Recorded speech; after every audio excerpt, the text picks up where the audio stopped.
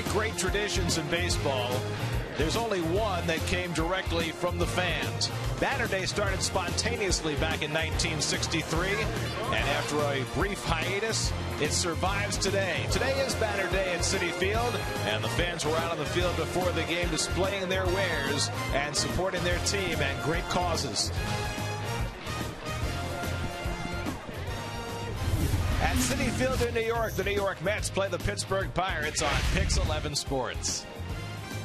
And a pleasant good afternoon, everybody, and welcome to Citi Field. Gary Cohen, Ron Darling with you today as the Mets play the third game of their four-game series against the Pittsburgh Pirates on Banner Day at Citi Field. Well, last night Sean Markham didn't get out of the fifth inning for the third straight start. Matt Harvey's been a rock at the front of the Mets rotation, but the Mets have had an awfully difficult time finding any other starting pitcher to give them support behind Harvey in the rotation. Well, you know, after Harvey pitched that 9-inning spectacular effort, Jeremy Hefner pitched in tough luck through 6 innings. Dylan G went 5 innings. You mentioned Markham. Just has not worked out. On the days after Harvey pitches, they're 0-7 this year and 4-13. Something's got to be done. Hopefully it can start today. And it hasn't helped also that the offense has struggled over the last 3 weeks. Now, John Neese takes them out today for the Mets. His last outing in Atlanta was an eminently forgettable one. It was, and the big thing was that those 6 walks, that ties a career high. That's not the Jonathan Neese you know. And last year when his walks went straight down, he not only has to pitch effectively today, but also deep into the ballgame. And it's only a parenthetical note that Zach Wheeler makes a start tonight for Las Vegas. All eyes will be on him. Meanwhile, Francisco Liriano will make his first start for the Pirates coming off the disabled list. You know, when he first started with the Twins, they were calling him Johan Santana Light. Was going to be one of the great starters in baseball. He's got a no-hitter to his credit, but has been up and down since that point. So it's the Mets and the Pirates playing the third game of 4 at Citi Field. Lots of artwork for the fans, a lot of nostalgia, a lot of memories to be made. Mets and Pirates, all the action coming your way on Pix 11. Hey, that's us.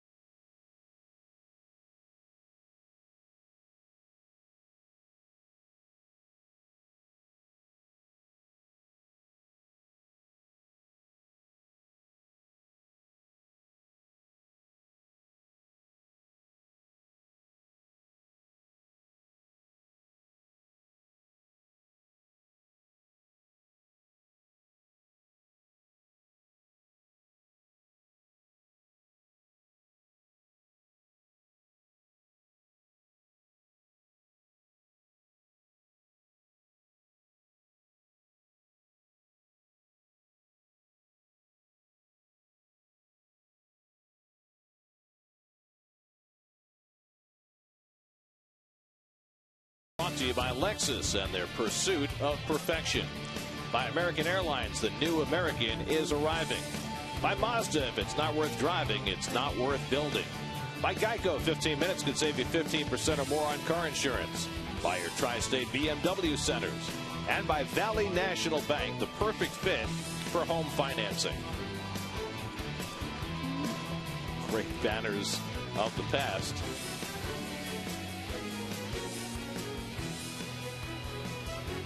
Even Homer the dog. Meet the Wiggles at an exclusive meet and greet tomorrow at Citi Field when the Mets host the Pirates at 1:10. Mother's Day at Citi Field. Visit Mets.com/The Wiggles for details and tickets. Around the Majors brought to you by Boar's Head. Insist on turkey you can trust. Major League Baseball suspending Field and Culbreth for 2 games for not knowing the rules about pitching changes. Joel Hanrahan will undergo surgery and miss the rest of the season, 6 to 9 months at least, with flexor tendon surgery for the Red Sox. And Shelby Miller, the young phenom for the Cardinals, making like Matt Harvey, pitching a one-hitter, gave up a leadoff single to Eric Young and then retired 27 in a row. I mean, R.A. Dickey did that, but that was in AAA. Right. Keys to the game brought to you by Jaguar. See the new model year lineup at JaguarUSA.com. Well, Jonathan likes home cooking. If you look at the leading off, not only the game as a leadoff hitter, but also leading off inning, the Mets have struggled. And manual or automatic, the Mets have to do a little better in the clutch. John Neese making his way in from the bullpen and getting himself ready for this Saturday afternoon tilt. Rain is going to hold off, and the Mets are ready to go. Mets and Pirates from Citi Field on Banner Day at Citi Field. First pitch coming right up.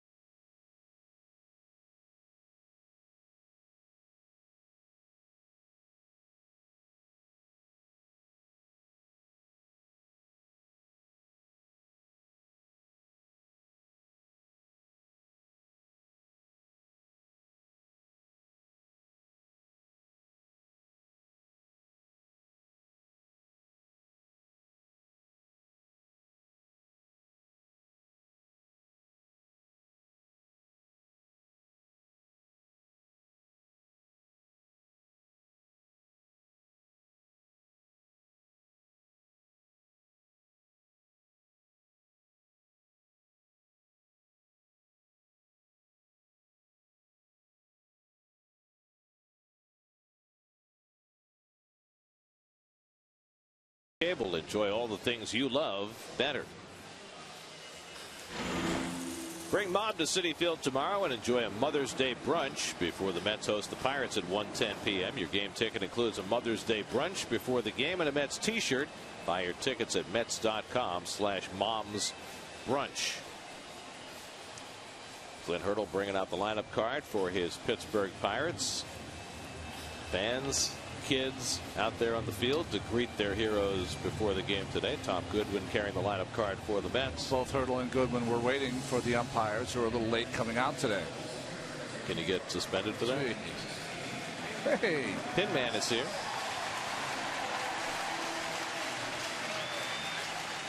I knew that was always a big thing in the Bay Area. I didn't know it was a big thing here. I want to know, with all those pins on, how much it all weighs.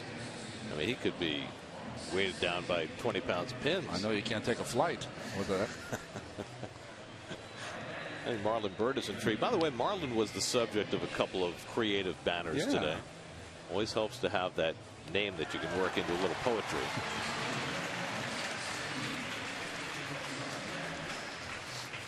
Andrew Brown greeting some of his fans. Starting lineup for the Pirates, brought to you by your local Tri Honda dealer. No Pedro Alvarez today, which is surprising because Alvarez has gotten hot in this series for Pittsburgh. Brandon Inge, the veteran, playing third base as Clint Hurdle stacks his lineup with right-hand batters against John Neese, who hasn't been all that effective against lefties this year. There's your birds. Birds perch. Bird is the word. Very nice. Well, Jonathan Neese on the mound for the Mets today. He is not going to pitch in a game that's canceled. Not going to pitch in a game under 30 degrees or hopefully rain today. Good day to pitch. Try to get his third win and even up his record. Look at the defense is brought to you by Nissan. It's the hockey postseason. The BLB outfield of Brown, Lagares, and Bird out there. Wright, who fouled the ball off his knee, in there today. Tejada. See that errorless streak. Murphy and Turner. Turner playing for Ike Davis again with the left-hander Liriano going, and John Buck back in there after. Anthony Recker had a nice game yesterday. John Neese trying to shake off the effects of that last start in Atlanta. He had some hard defense played behind him. That didn't help, but he also walked 6 batters in 4 innings and gave up 7 runs. Mets are going to face 8 straight right-handed pitchers after today, and that was part of Terry Collins' reasoning in sitting Ike today, getting Justin Turner in the lineup, trying to take advantage of the fact that Turner's been one of the hottest hitters in the Mets lineup. Lucas Duda also sitting today. Same story there. He'll get plenty of playing time over the next week. Andrew Brown getting the start today in left field. And the home plate umpire Joe West just asked that the lights be turned on. It is not raining, and it's not supposed to rain during the game today, but it is rather murky in the ballpark, and you can understand why Joe would want the lights turned on. Well, if he had gotten out here in time, we could have asked a little earlier, but the lights should have been turned on earlier than this, because it's just one of those days. Yeah, we were talking about a half an hour ago and wondering why the lights weren't on. It's going to take a few minutes for them to fire up, so we'll wait for the beginning of this game. Meanwhile, last night was an extraordinary night in Major League Baseball as you look at the lights just starting to fire up. 2 one-hit shutouts thrown by pitchers who didn't walk a batter. That had never happened in Major League Baseball before. John Lester for the Red Sox and Shelby Miller for the Cardinals. Just amazing. Lester gave up the hit in the 6th inning. Of course, we talked about Miller and retiring 27 straight after Eric Young led off with a single. Starling Marte will lead off this game for the Pirates. Marte 3 for 8 in this series, but has failed to have a base hit in his first at bat after coming into the series 17 for 27 in the first inning. And he takes the first pitch just off the plate for ball 1. And Joe West showing early that he may not be inclined to call a strike. Ball and strike to Marte. He's hitting .333, 6th in the National League. He has been a big bright spot for the Pirates early in the year. Came up the middle of last season and leads the National League in base hits this year with 46. Grounded down to third. David Wright ranging wide and throwing out Marte to start the day.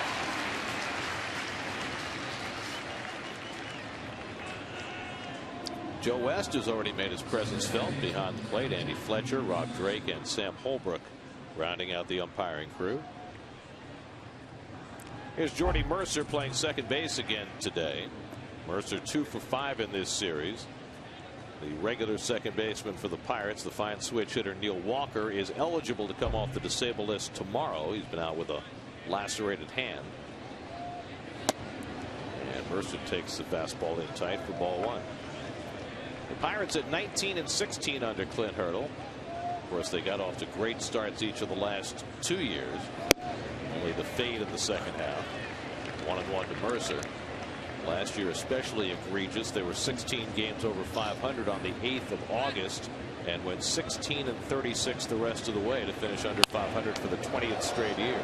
Yeah, have not had a winning season since 1992. Last time they were in the playoffs. In fact, this is Clint's 11th year as a major league manager. He's only had one winning season, but that was an extraordinary winning season that year that he took the Rockies to the World Series. 07, right? Yeah.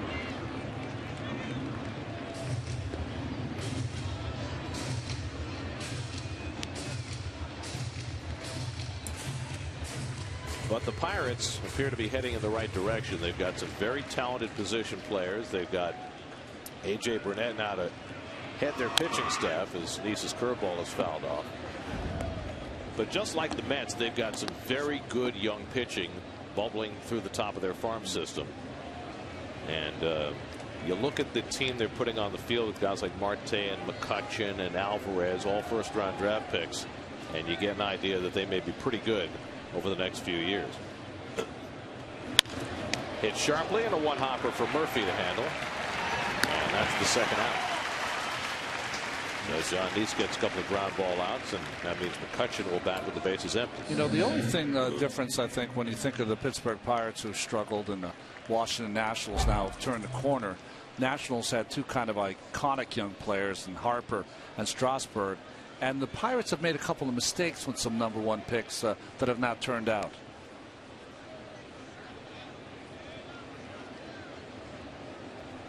Here's McCutchen. Mets have held him in check so far in this series.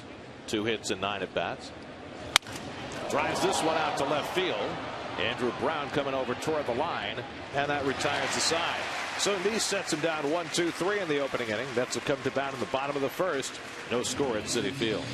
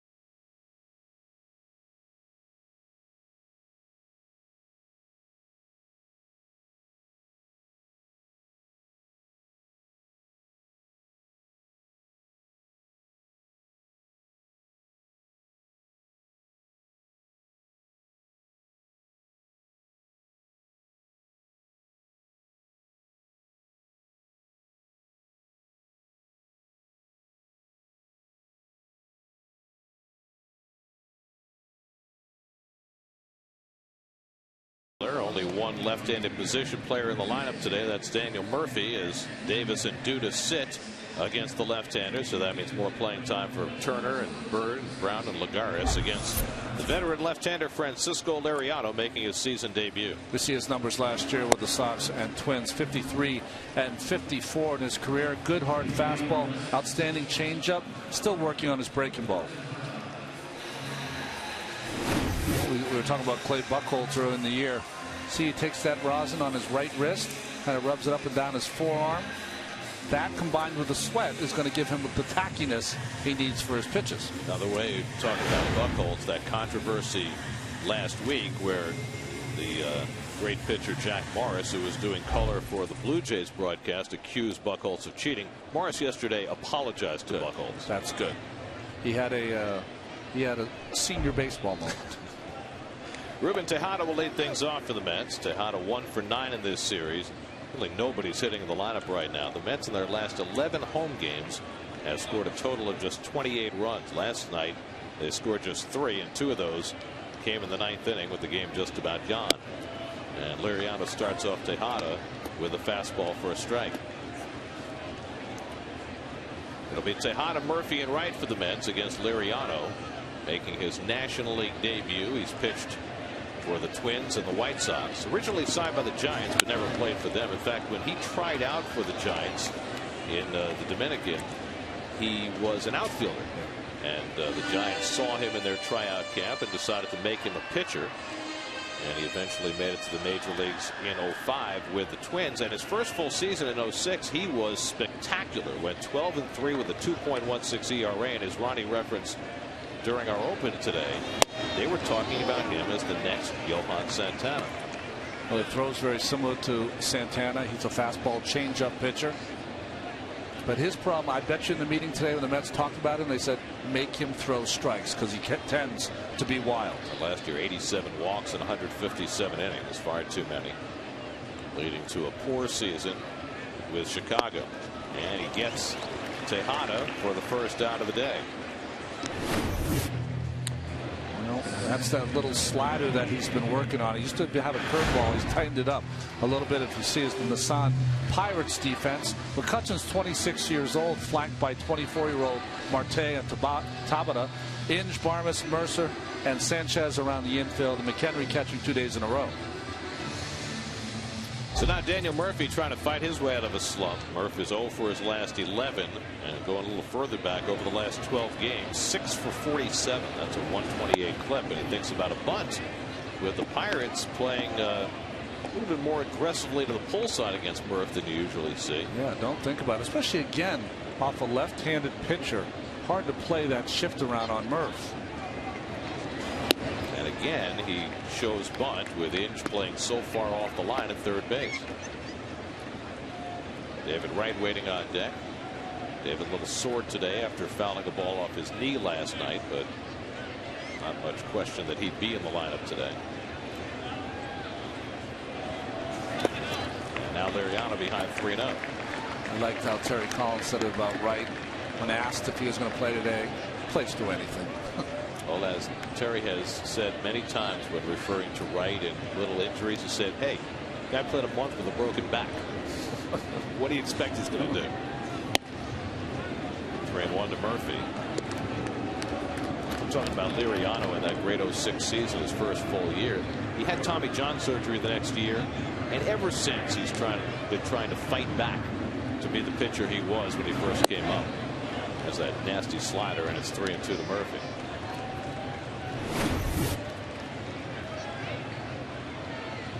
Good pitch there.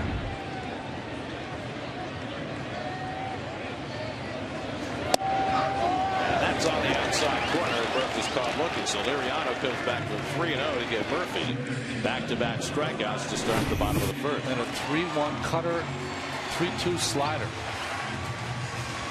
Gets the call from West. So 2 out and nobody on. Here's David Wright. David 3 for 7 in this series. Last night the Mets had several instances where they got a leadoff hit. A couple of cases where they had a double with nobody out. Could not bring the runner around. And David had a couple of those leadoff hits.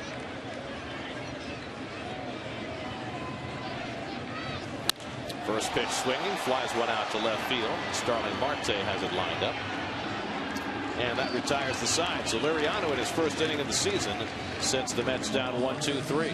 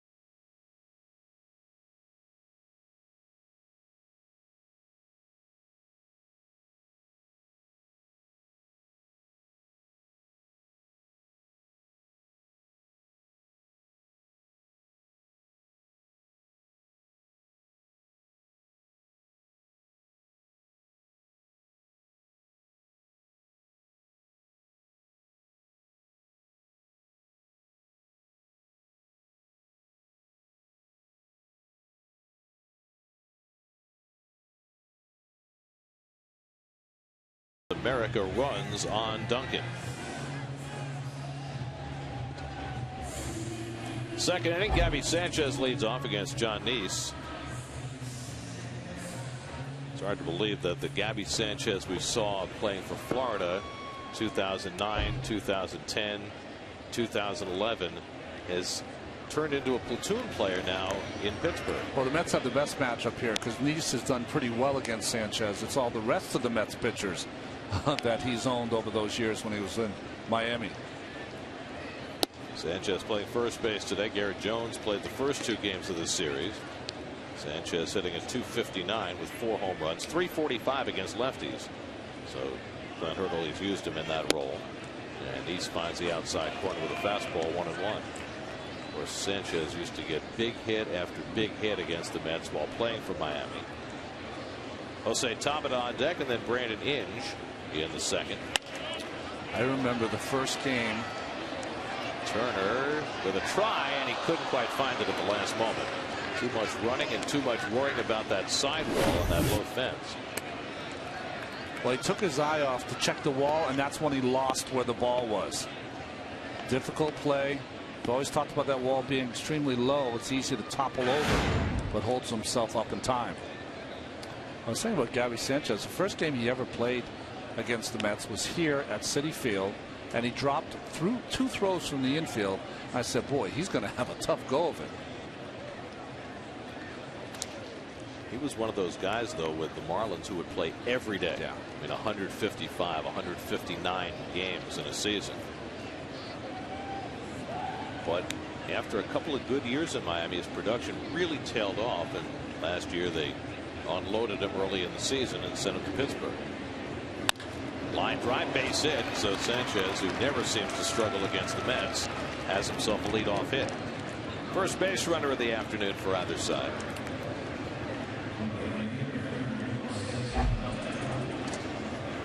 Here's Jose Tabata getting the start in right field today. Tabata 3 for 6 in this series. Just the 13th game he's started. Travis Snyder's got most of the time in right field, but Tabata playing against the lefty. He started against a right-hander last night, which is rare for him. Sanchez no threat to be going anywhere, and he fires a fastball for a strike.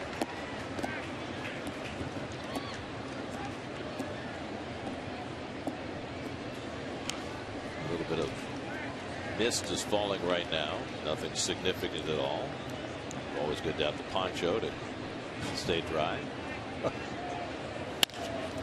Right between the wickets on Neese, and a base hit for Tabata. Sanchez pulls in at second, and the Pirates have the first 2 men on in the second. Neese thought for sure he should have that. Well, we've seen John Neese hit earlier this year with a comebacker. Here, you know, he's in good fielding position, but for some reason kind of jumped to the side. Just needed to stay down and throw a glove there, and he might have knocked that down. Had to leave a start early after getting hit in the ankle. That was 3 starts back. So 2 on for Brandon Inge. Inge started the first game of the series at second base, playing third base today. 35 years old, and he takes the curveball for a strike. If you break down John Neese's season, one thing you find is that his curveball has not been nearly as effective as it has been in the past. He's not throwing it for strikes as often as he used to, and he's getting hit hard with the curveball in a way that he's not accustomed to. Inge up there to bunt, and Neese comes down off the mound and makes the play. 1-3 on the sacrifice, moving runners to second and third. So perhaps with an eye toward the weather, let Hurdle playing for the bunt in the second inning. And I don't think it's a bad play to have your 6th place hitter, because he's not traditionally a power hitter Inge anymore. You still have 2 chances with your 7th and 8th place hitter. And Michael McHenry will come up. Just to elaborate on that point about Neese, last year hitters hit 175 against Neese's curveball. This year 320. Last year he threw 63% strikes with his curveball. This year 58%.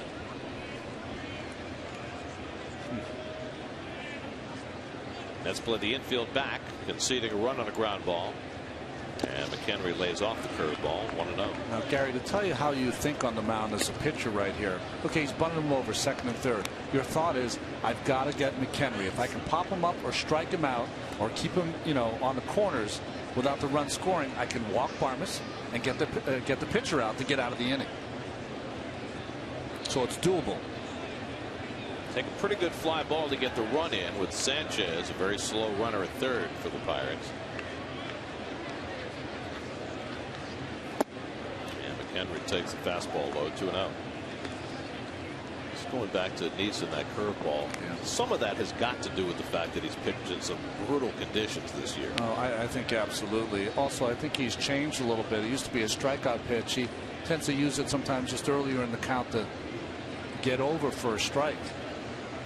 And when you couple that with the fact that his velocity is down a little bit, and again, I don't know how much the weather has had to do with that, his strikeout rate has gone down significantly. Strikeout rate's gone down. His walks have gone up. 19 walks and 20 strikeouts coming into the day. That's not the kind of ratio you want. Now he's behind on McHenry, 3-0. Clint Barmes, the number 8 hitter on deck.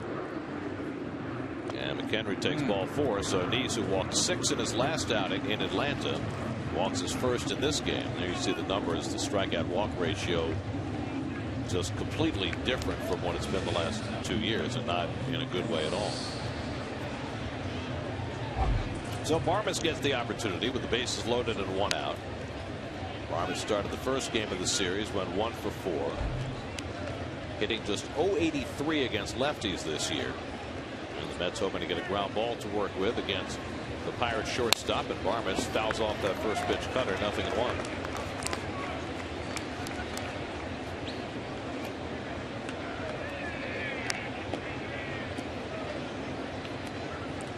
Barmes had the start of all starts to a career when he was with the Colorado Rockies. Tulowitzki was hurt, started as shortstop. Then Todd Helton went hunting one day. Bagged a deer, gave Barmes the big bag of venison, and carrying it up the stairs. Barmes fell down the stairs with the deer meat, and he was never the same. Bambi strikes again. The all-time sports injuries. Curveball ripped in the left field, a base hit. Sanchez comes in to score. Tabata will stop at third. An RBI single for Clint Barmes on the curveball from Neese, and the Pirates jump in front 1-0. Well, not the start Jonathan was looking for. Gary, you were just talking about that curveball and how the hitters have been centering it this year so far. Curveball over the middle, Barmes with a bullet. First run of the game brought to you by Dunkin' Donuts. America runs on Dunkin'. So a run is in. The bases remain loaded with 1 out. And now the pitcher, Francisco Liriano, who has spent his entire career up until this point in the American League, so he only has 17 career at-bats. Well, you said started as an outfielder. It's a long time ago. He was signed by the Giants in 2000 out of a tryout camp. He wasn't even good at hitting against left-handers then. Gotta find the old scouting report. Slashed back into the seats. And it's 1-1 to Liriano. Boy, he almost took Starlin Marte out in the on-deck circle. Tabata at third, McHenry at second, and Barmes at first with 1 out. He's trying to avoid the big inning that really plagued him in that last start in Atlanta. Chopped toward third, right at the bag. Wright has the out there, and the throw to first for the double play that retires the side. That ball just stayed fair on the chopper by Liriano, and Wright started the 5-5-3 double play to get Neese through the inning with minimal damage. Pirates played 1 but no more. 1-0 Pittsburgh.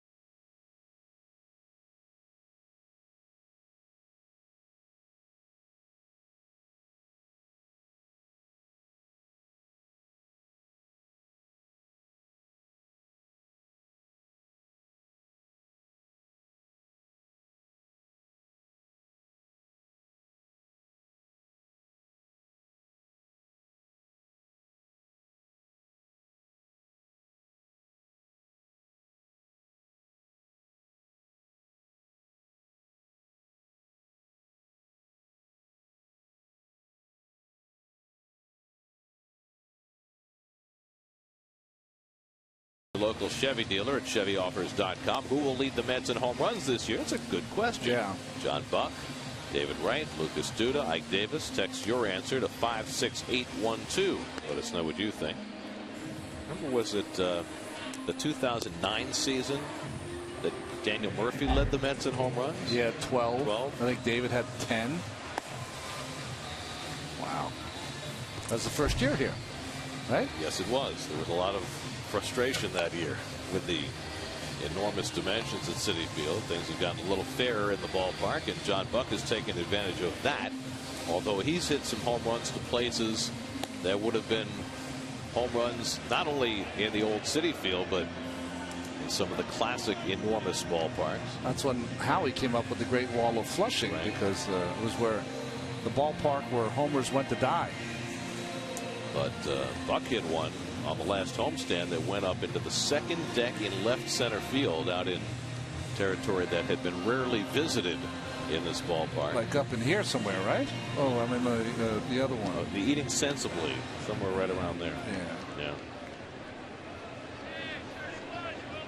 Buck with 10 home runs, that's second in the league, 29 RBIs, third in the National League, facing Liriano, who misses outside for ball one. Buck is one of two Mets in the lineup today who have faced Liriano before. Marlon Byrd is the other. Buck is 1 for 6 against this left-hander. And a good changeup by Liriano, 1-1. John's bat has cooled down. He's just 1 for his last 18. He's the Met home run leaders at the moment.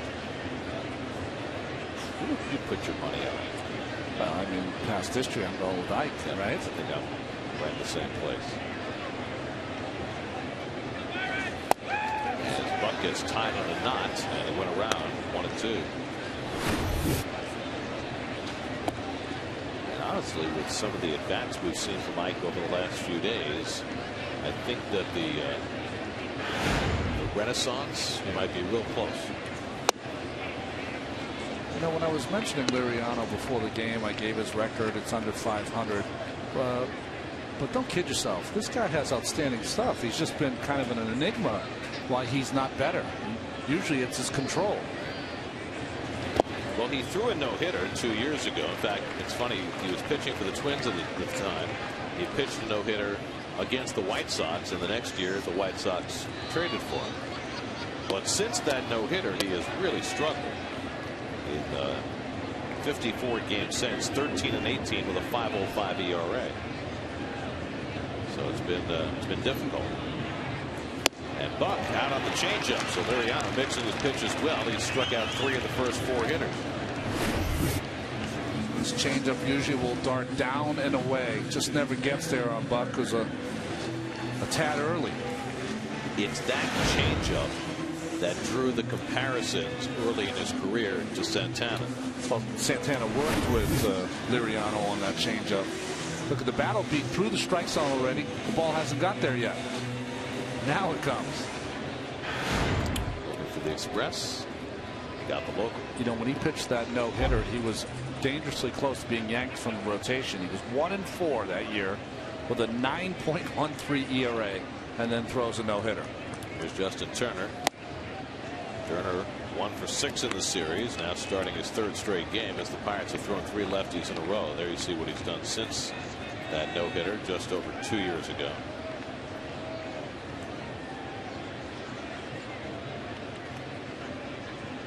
Turner hitting at 347, and Justin takes it wide, a ball and a strike.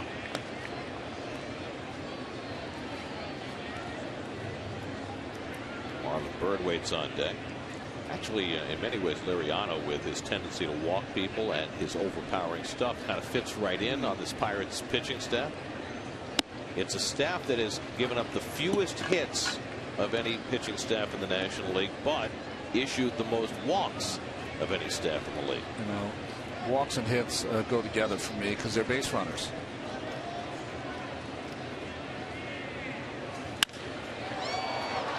Turner flies one down the line, and that'll go foul.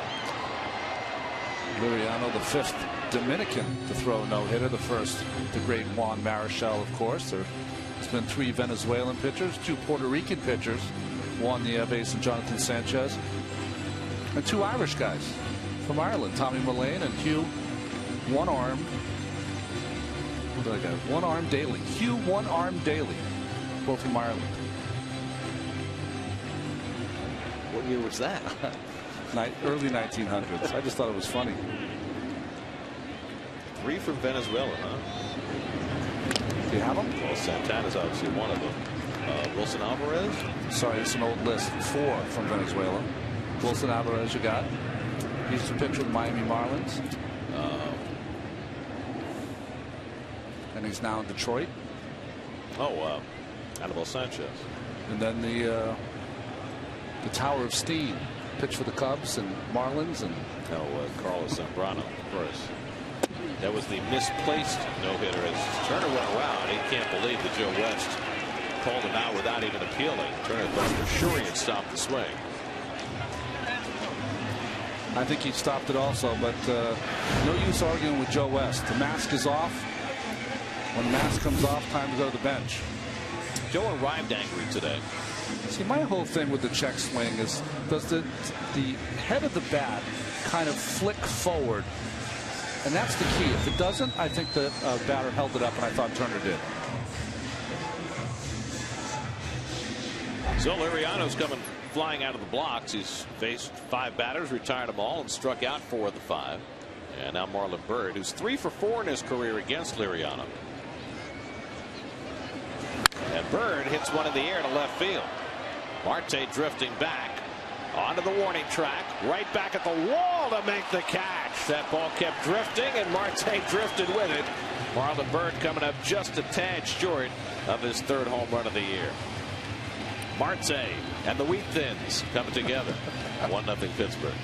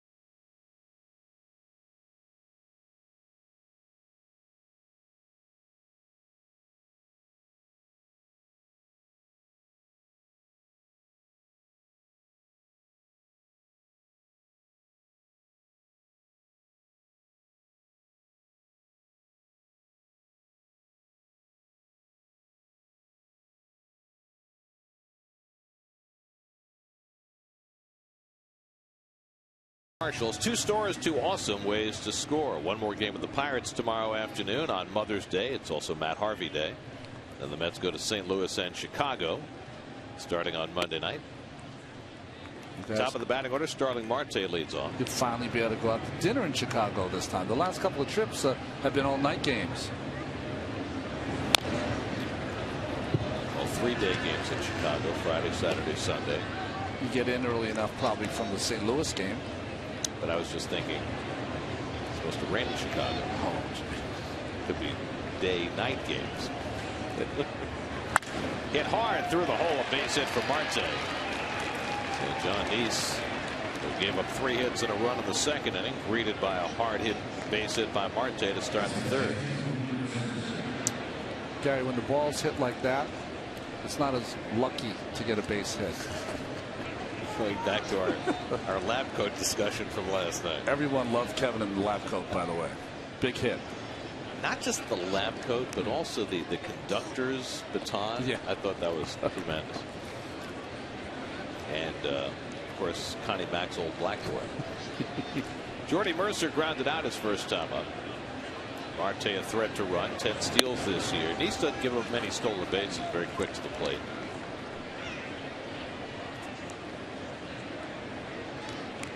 Boy, John has been the bad weather guy this year, hasn't he? They call it a mutter. The guys, that's the mutter of your staff.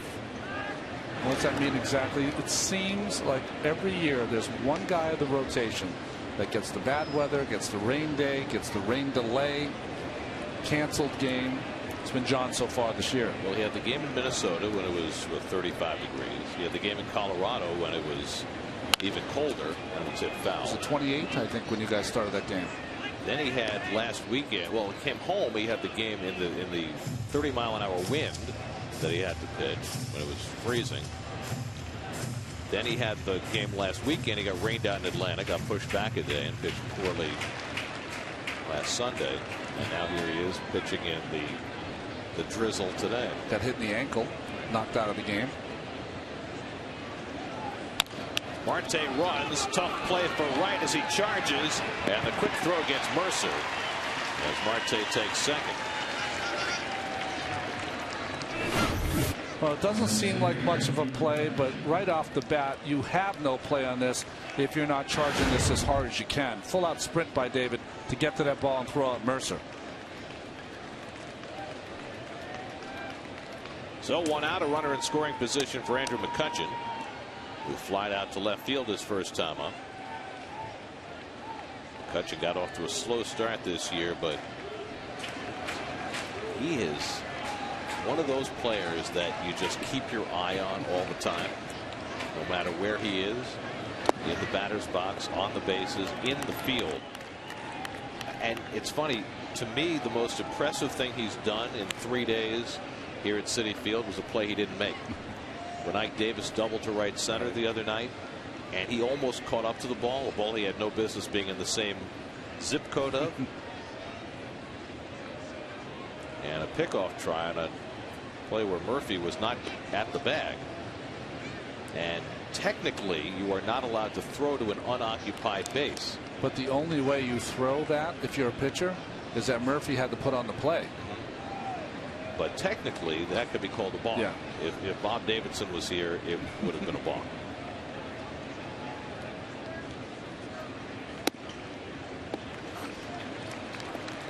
One to McCutchen. You're right about McCutchen, though, Gary. He's the kind of guy that you don't go get a hot dog and a soda when he's hitting. You just always want to catch his at-bats. Remember, Strawberry was like that with the Mets in the 80s.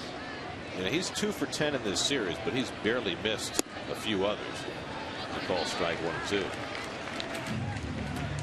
Of course, he hit the ball to the fence that Juan Lagares caught in the first game of the series. It's a nice pair right there. Right? The Clemente and pinstripes. That's a little odd. That's right. That was more like the 70s uniform, right? Runner goes from second, and McCutchen fouls off the curveball, so Marte was in motion again. I think Clemente and pinstripes, blue pinstripes like that, it's a mixed metaphor. That's right. Now the one on the left, that's classic. Yeah.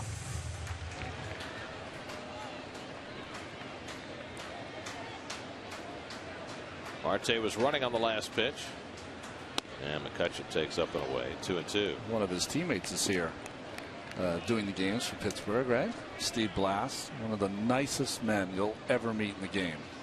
And one of the great heroes of the Pirates World Series championship in 1971, along with Clemente.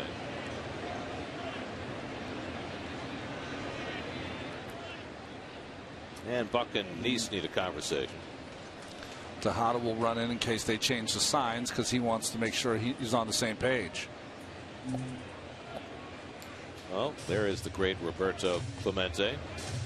3,000 career hits. Got his last hit the final day of the season in 1972 against the Mets' John Matlack, and then passed away doing great service on an ill-fated flight to Nicaragua to try and help out earthquake victims. He was one of the greatest players to watch. Little blooper falls into shallow right field for a base hit. Marte running all the way, and he will score. So McCutchen with a soft single drives in a run, and the Pirates lead 2-0. 20th RBI of the year for Andrew McCutchen. Well, jam shot, McCutchen. Watch the runner at second base, Marte. Reads it right off the bat that Murphy's in, so that ball's going to be over his head. And after that, he looked like Usain Bolt running around third base. Just great speed, great stride. What an athlete. So the Pirates bolt in front again, 2-0. Now Gabby Sanchez bats and takes just outside. Sanchez single to left, scored the first Pittsburgh run. Sanchez now 29 years old, out of the University of Miami.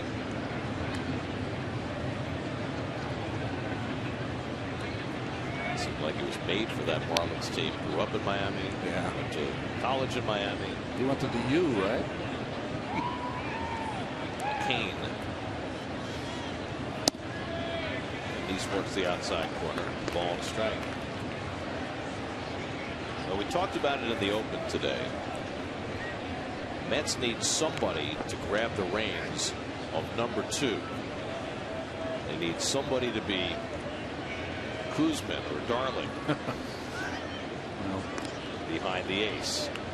You know, the only way that you can sustain a nice streak of winning some games in a row is that your starting pitching has to get you on a roll. How do they get you on a roll? Go 6 or 7 quality innings every start. Do that for a couple of weeks, and you'll put together some wins and some winning streaks. Because there's a tumble down effect too when your starters aren't going deep into games and aren't pitching effectively. That puts more pressure on your bullpen, and the Mets have a lot of veteran players in that bullpen who have already been overworked at times this year because the starters have not gone deep into games. Sanchez pops one up. Murphy going out. Bird coming in, and Bird sliding to make the catch. Nice play, Marlon Bird, for the second out. Well, the Bird perch will be happy with that effort from Marlon. No chance for Murphy, who was going out on this baseball, but the right fielder had to take charge, and he did. Nice job by Marlon. In the hip pocket. A good base running by McCutchen. That's a tough play for that runner when that ball's hit to such shallow right field and you're not sure if it's going to fall in. Because it's such a short throw to get a force at second or double him off first, depending on what happens. You know, especially if it's a short hop trap.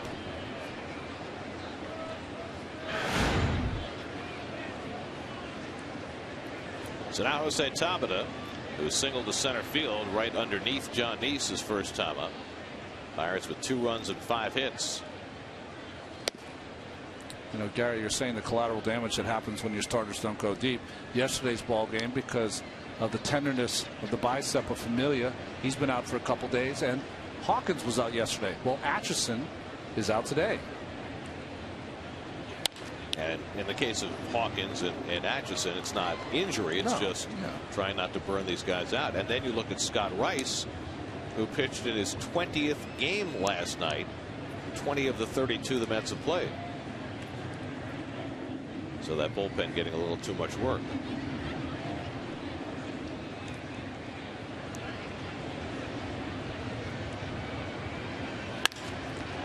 Back to deep center field. Lagares back, looking up at the wall, and it's out of here. Jose Tabata with his second home run of the year, a 2-run shot. And now the Pirates have a 4-0 lead.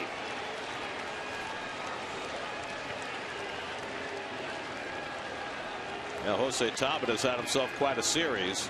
Now 5 for 8 in the 3 games. And that one puts the Mets in a big hole. Didn't even start the first game, but he hasn't stopped playing since coming in as pinch runner. Fastball. Looked like they were trying to go up in the strike zone. Not a good choice.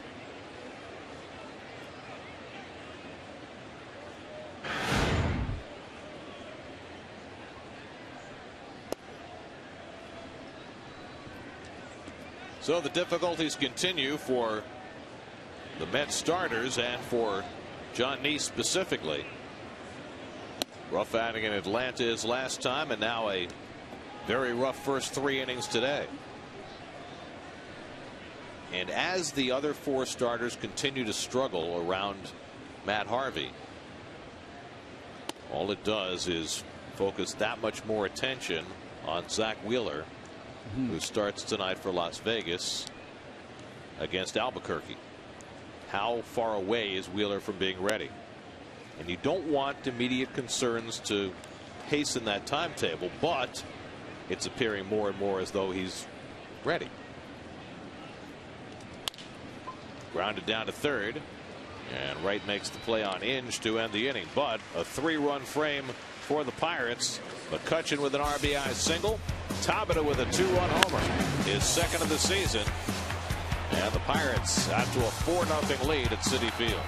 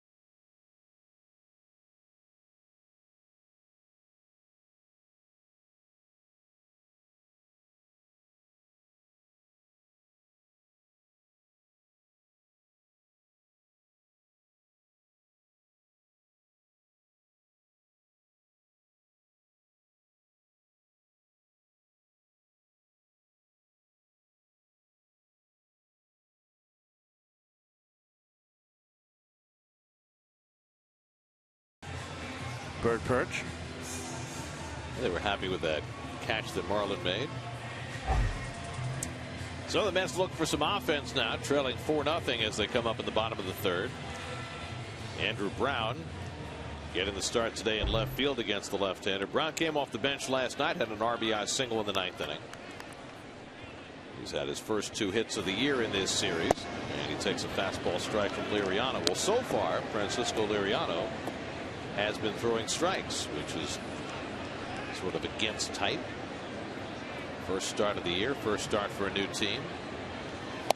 And a good changeup gets him ahead on Brown 0-2. Liriano.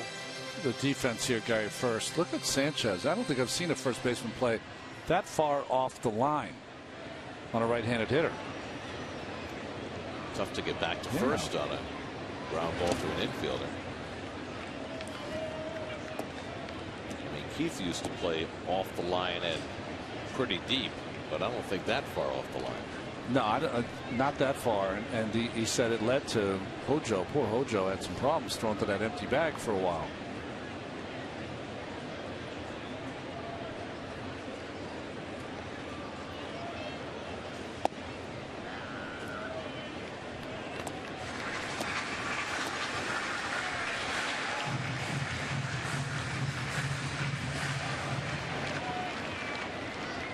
Andrew Brown just getting his feet wet with the Mets. 2 hits and 11 at bats. Juan Lagares on deck, and then John Neese against Liriano.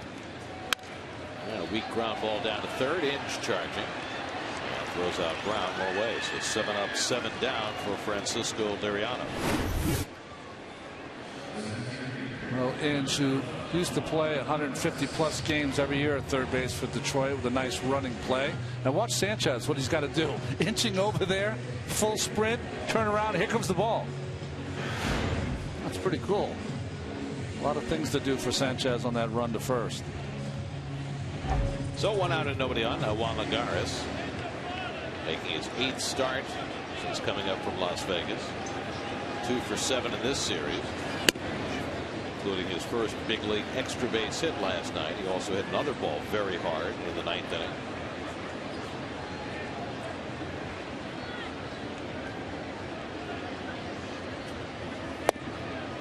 One thing I don't understand about where Gabby Sanchez is playing, if you're going to be that far off the line, what is the point of playing at the edge of the grass? Yeah, well, I think early in the count, they feel, though, Lagares, even though he's an outfielder, is a guy who could push a bunt. And he lines one into left field for a base hit. So Lagares has looked better at the plate the last few days.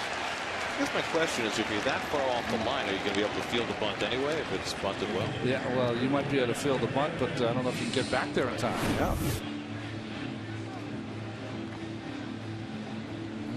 The bat of Lagares, Gary, I don't know if you feel the same way, has looked a little quicker as the longer he's been here.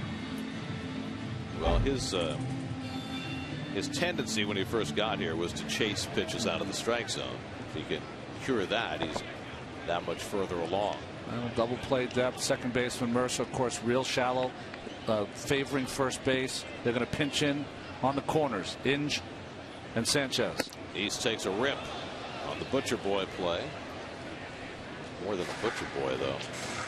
Took a healthy pack after showing bunt. Butcher man. Well, Neese is 2 for 10 at the plate this year. Does not have a sacrifice.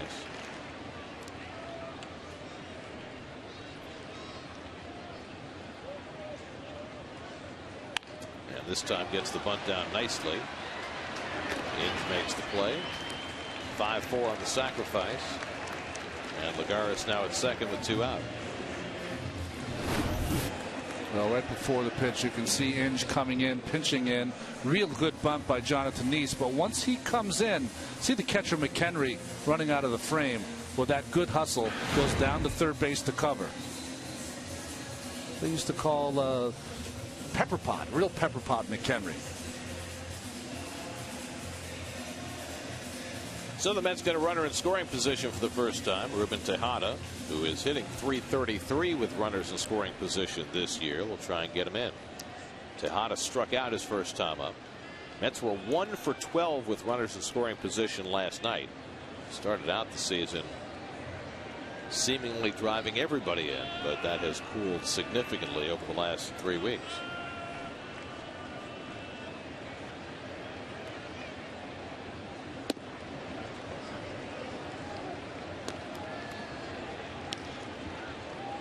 See how the Mets offense started and how it has faded. Boy, look at that slugging, right? Mets had a lot of home runs early, led by John Buck. He has cooled down, and so has the team as a whole. Liriano falling behind on Tejada 2-0 with Daniel Murphy on deck. Well, with a 4-0 lead, if you're Liriano, you don't want to be extra careful with Tejada. You want to have to go after him, even though left-hander Murphy is on deck. Tabata, the right fielder for Pittsburgh, very shallow, so Tom Goodwin will have a tough call on a base hit to right field. And the fastball misses, and it's 3-0. Probably should have identified Tom Goodwin as the third base coach today. Bob Guerin at first with Tim Tuffle away. Tuffle attending the graduation of his daughter Kelly, graduating from college over the weekend. He'll be back tomorrow.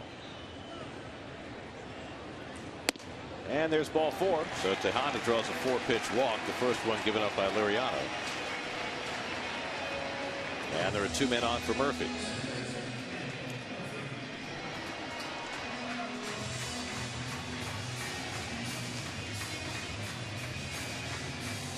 Murphy struck out looking his first time up after Liriano had fallen behind him 3-0.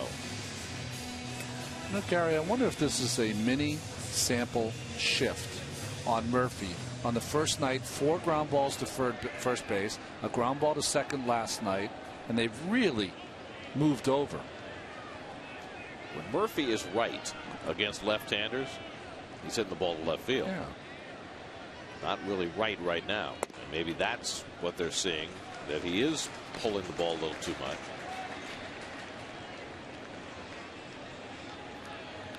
Liriano is not going to pitch him inside. So the key for Murph is he should just be thinking shortstop, left field on anything middle of the plate away.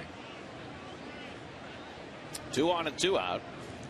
And Murphy takes one right down the middle. 1-1.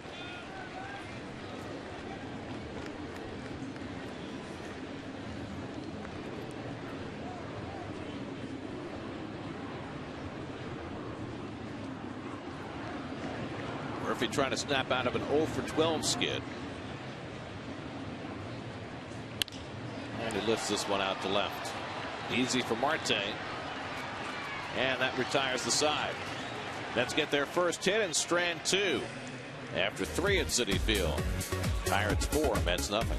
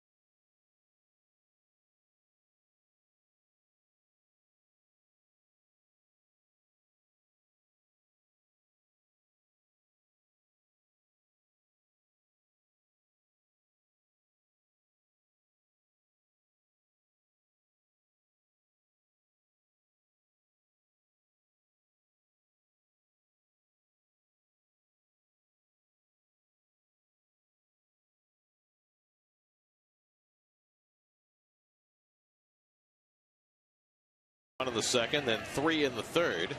And now the Pirates come up in the fourth with a 4-0 lead. Michael McHenry will lead things off. McHenry is starting for the 5th time in the last 6 games because Russell Martin continues to be plagued by a stiff neck. Martin played the first game of this series, but then that neck started to flare up again. So McHenry, the beneficiary, walked his first time up today.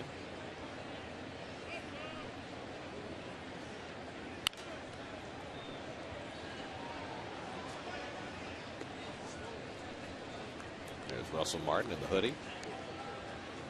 Does the hoodie help keep the neck warm and less stiff? That's what the Patriots guy says. Anyway. You can't even mention him by name. No. Used to be the HC of the NYJ. That's right. Clint Barma's the number 8 hitter on deck, and then the pitcher Liriano as the Pirates bat in the fourth. His cutter is not what he wants it to be. He's not winning that fight at the first 3 pitches. You want to get as a pitcher to 1-2. He's been 2-1 a lot. Faced 16 batters. He's only thrown 6 first pitch strikes. That's not going to do it. There was some conversation after John's last start in Atlanta that he was having some stiffness in his upper back, but everybody, John and Dan Warthen and Terry Collins, all dismissed that as a non-issue. Curveball bounced slowly, right as to charge, and throwing on the run gets McHenry by a stride, 1 away.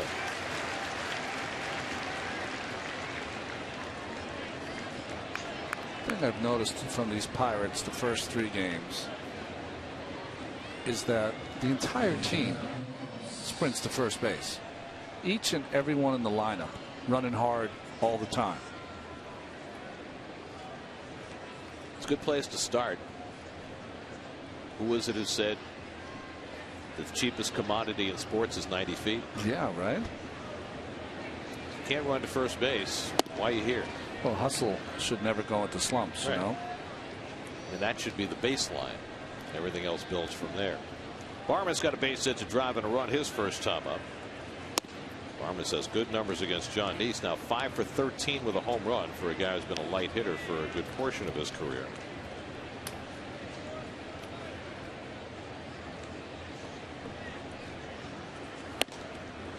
There's a good fastball by Neese to get Barmas on 3 pitches for his first strikeout of the day.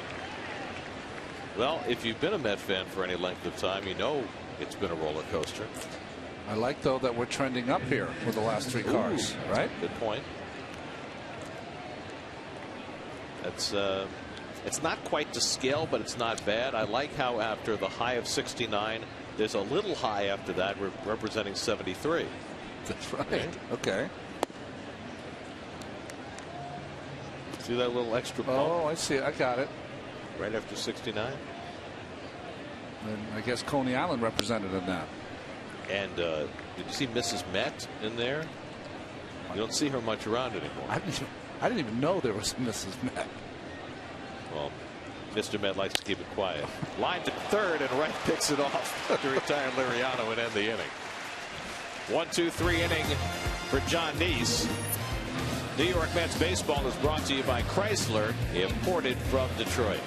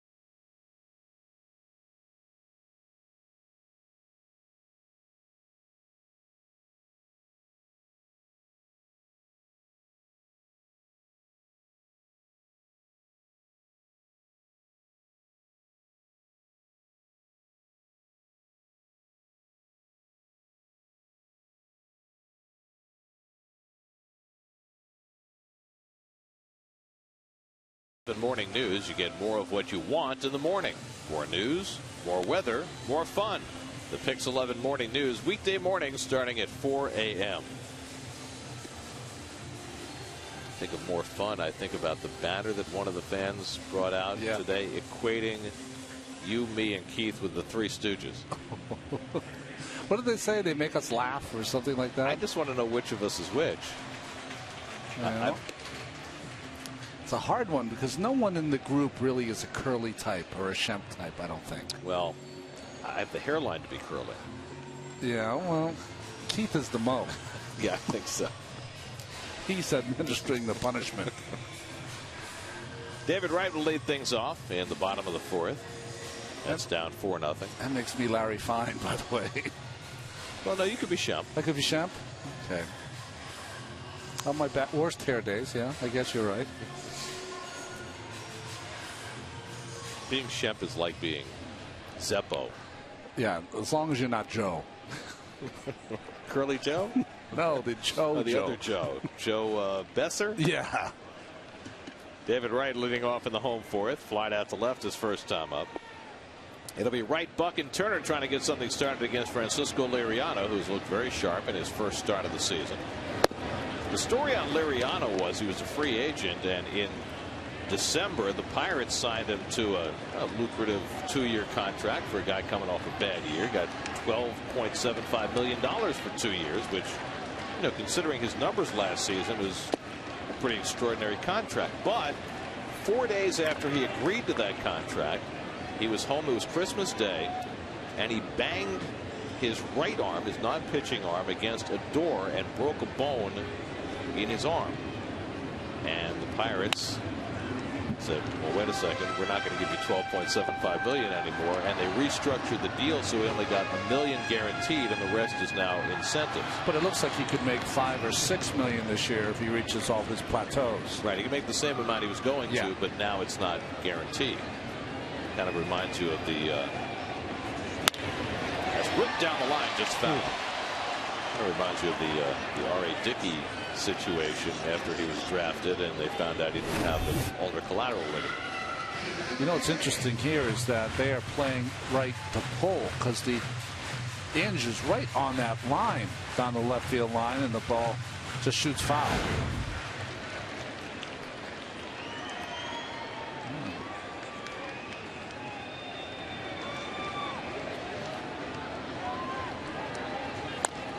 David pulled both of his hits last night.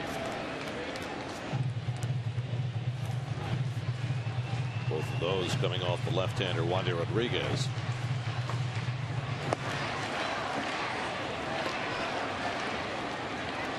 David's numbers against lefties have picked up just a little bit. And he chases out of the strike zone. And Liriano has his 5th strikeout. That's one of those high changeups that looked so enticing when it comes out of his hand, but took like a left turn. The movement of that pitch got David. So 1 out and nobody on in the home 4th, and here's John Buck, who struck out his first time up.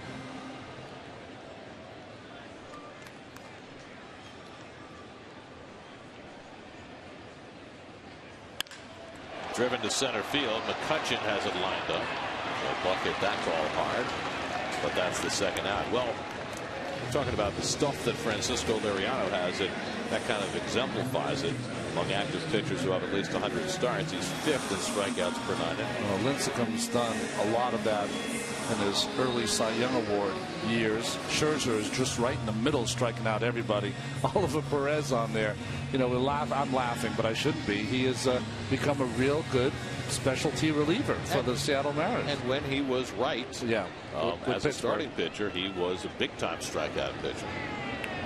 Here's Justin Turner, who struck out his first time up. I mean, you know, Oliver Perez to Met fans has kind of become a punchline. A poster boy for a bad contract. He did win 15 games for the Mets one season. Yep. So, and also started Game 7 against the Cardinals and did a pretty nice job. He did.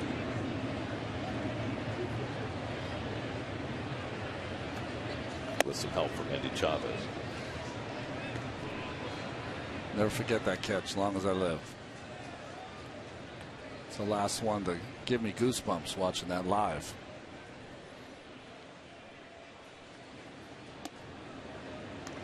Well, you and I watched a lot of those postseason games in '06 together because, you know, we weren't doing the play-by-play for most of the game. And I just remember how Shea shook from the beginning of those playoffs to the end. And I think every Met fan is waiting for the day that the Mets have a team that this stadium can shake just as well. There was the 2 things I remember in that series, postseason, was the Endy catch and tagging out the 2 Dodgers, Paul LaDuca. Right. That's outside. Turner draws a 2-out walk. Second one given up by Liriano. That was Sean Green throwing from right field, right? Yes. You know, the fun thing about that postseason for me, Gary, because you and I were doing like a pre and post game dealio, was watching the games with you, because you and I had never, I mean, we watched tons of games, but we're working watching the games. That's the first time we were just kicking back and watching and talking about the game as it went along. It was fun.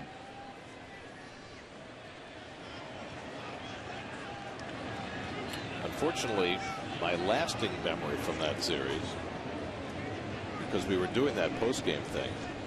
Here's Marlon Byrd, who went to the left field fence that was caught his first time up. In Game 7, I left the ballpark after the 8th inning to go down and set up for our post-game show. And on a little tiny TV screen, sitting in the rain on a stage outside Gate A at Shea, that's when I saw Molina's home run and then the Mets' failure to come back in the bottom of the 9th.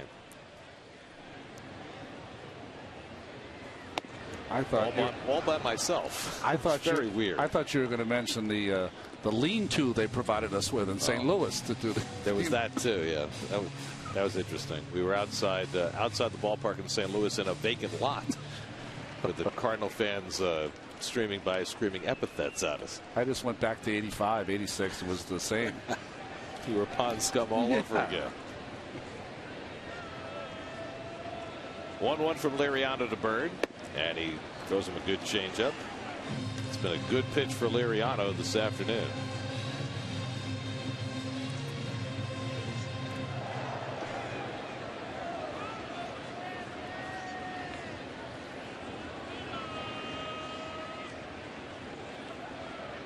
I feel like with Marlon Byrd, when he has his stance, you could stand behind him, and if you pushed him, you tip him over.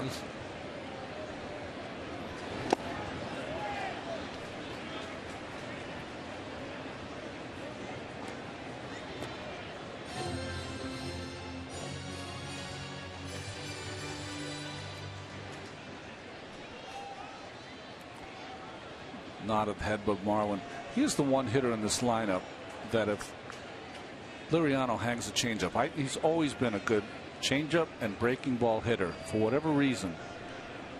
That is his strength. And he hits the changeup into left field for a base hit. Out of the money again, Mr. Darling. He just, I've been watching him for what, 7 seasons now. I can't believe it. But he just one of those guys that his hands stay back. If he's vulnerable to anything, it's the good fastball inside. And he has no problem getting the good part of the bat on the breaking ball. So the Mets had their second hit off Liriano. And now with 2 out and 2 on Andrew Brown will come up. Meanwhile, the Pirates confabbing on the mound. Ray Searage is going to go out there. We've seen him do this a couple of times, haven't we? Go out, even with a lead, where he just feels as though his pitcher is kind of, I don't know, he's trying to stop a big inning from happening. He did it in yesterday's game and now doing it again. McHenry and Barmes went out there first, almost as though there was something troubling Liriano, and you see him with his head down this whole time, shrugging his shoulders.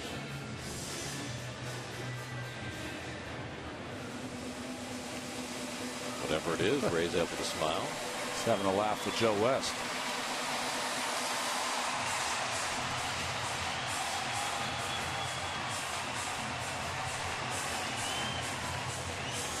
So a chance for Brown with 2 out and 2 on. Turner at second, Byrd at first. Andrew Brown grounded out to third base his first time up. Be interesting to see how far the Pirates push Liriano this afternoon.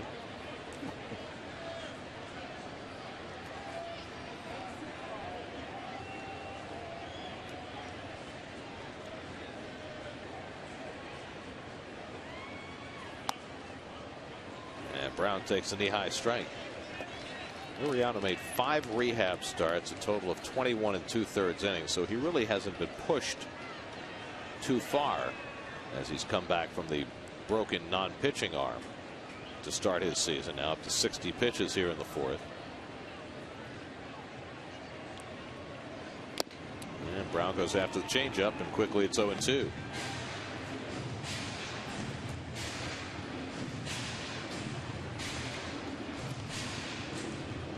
Juan Lagares, who had a base hit his first time up, would be next.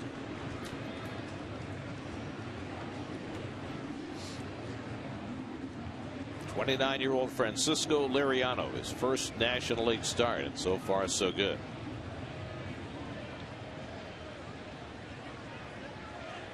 And Brown can't hold up, and Liriano gets himself out of 2-out trouble. 6 strikeouts for Liriano. Mets strand 2 for the second straight inning. 4-0.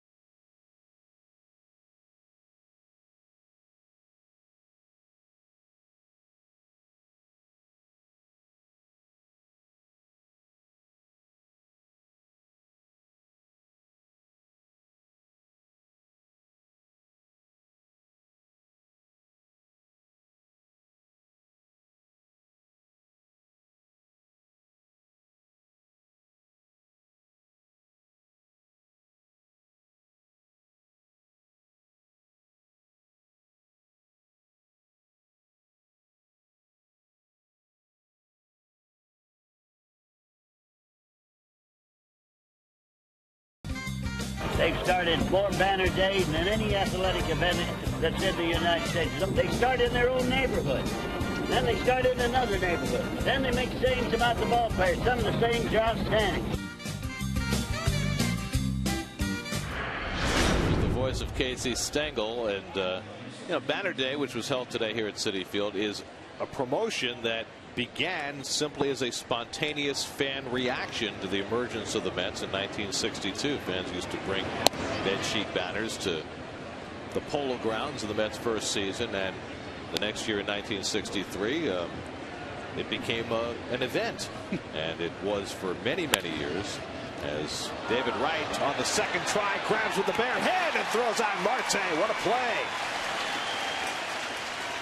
From glove to hand, like it was nothing.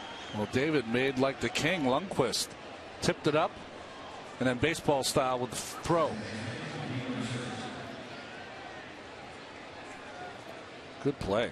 So Banner Day was reinstituted last year by popular demand, and this year Kevin Burkhardt got to be a judge for the event. Kev, how was your judging duty? I don't know. I guess you'll have to see the finalists, Gary. They pooled over our votes, and then there was an online vote too. They're actually going to unveil the winner in the 7th inning. But it was fun. I mean, it was cool to be a part of the judging. There's some pressure, though. I mean, everyone looks at you with the evil eye. If you don't write a lot down, I had to resort to the fake writing down sometimes because I felt bad. It was cool. I just love the effort. I think everyone put in such great effort. And the bird perch is a big hit. Jordy Mercer drives one deep left center near the wall, and it's out of here. Jordy Mercer with his second home run. The Pirates' second home run of the afternoon, and it's 5-0 Pittsburgh.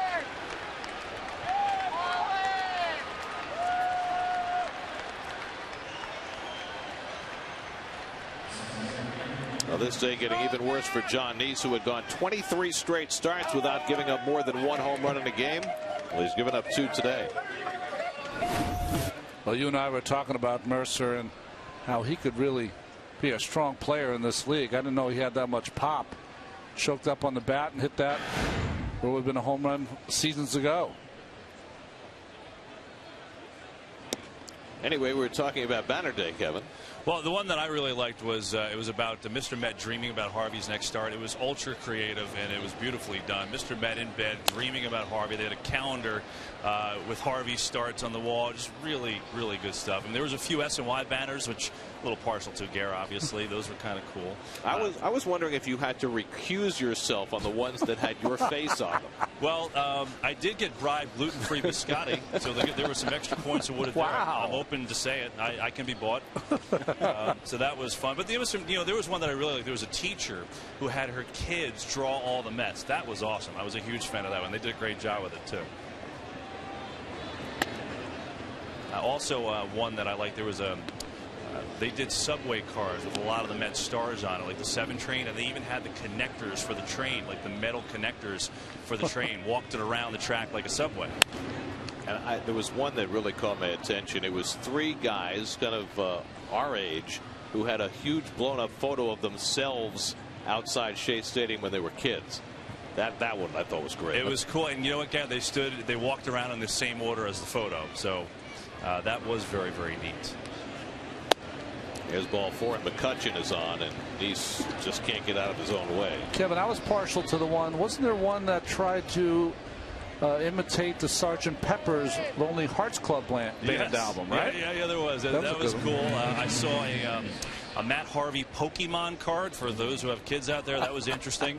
They had the whole ratings of Harvey. I don't know Pokemon that well, but that was kind of neat. How about you guys? Did you show? I heard you talking about. Did you show the Andy Chavez banner? I didn't see that one. Yes, the one where it had the glove coming out of it, right? It was cool. They had someone that had the real glove. The only negative points. The glove dropped the ball right when they got in front of the judge's chair. So unfortunately, I had to deduct -2 for that. I like the Starstruck banner, very artistic, and you know, Matt Harvey was a real recurring theme in a lot of these banners. Yeah, he really was. There were some good ones there. There were also a couple of cute kids. They did their own pennants. You know, the parents obviously cut out the triangle piece of cardboard paper and then put it on a stick like the old pennants, and they drew their own, and they were great. There was even one on Marvy for Harvey. How about Smurfy? There was a Smurf with the Daniel Murphy jersey. Smurfy. That was cool. Kevin, banner day today. Miss Universe in Atlantic City tomorrow. You're on your way. Next stop, Supreme Court. By the way, Marlon Byrd is digging the bird perch. He threw up 2 autographed baseballs to these guys, so it's working. Everyone can be bought, see?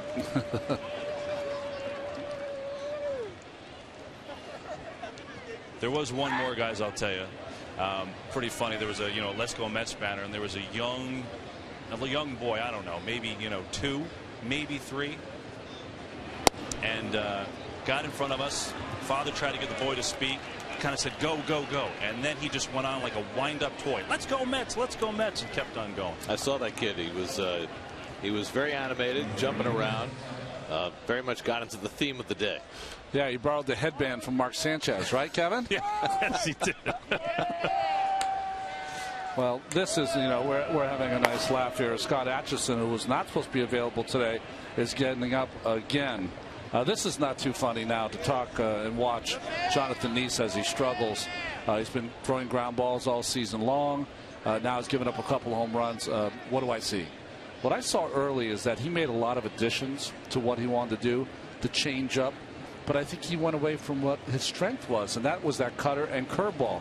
And he could throw the fastball 2 ways, cut it in and throw that dart fastball away. And he had the curveball for a strike and the one he could bounce for the strikeout. Well, he's added some pitches, but I think they've taken him away from his foundation and strength of pounding the strike zone and having a low pitch count. He's just the opposite right now. He's given up back-to-back walks after the home run by Jordy Mercer. Now facing Jose Tabata, who took him deep his last time up.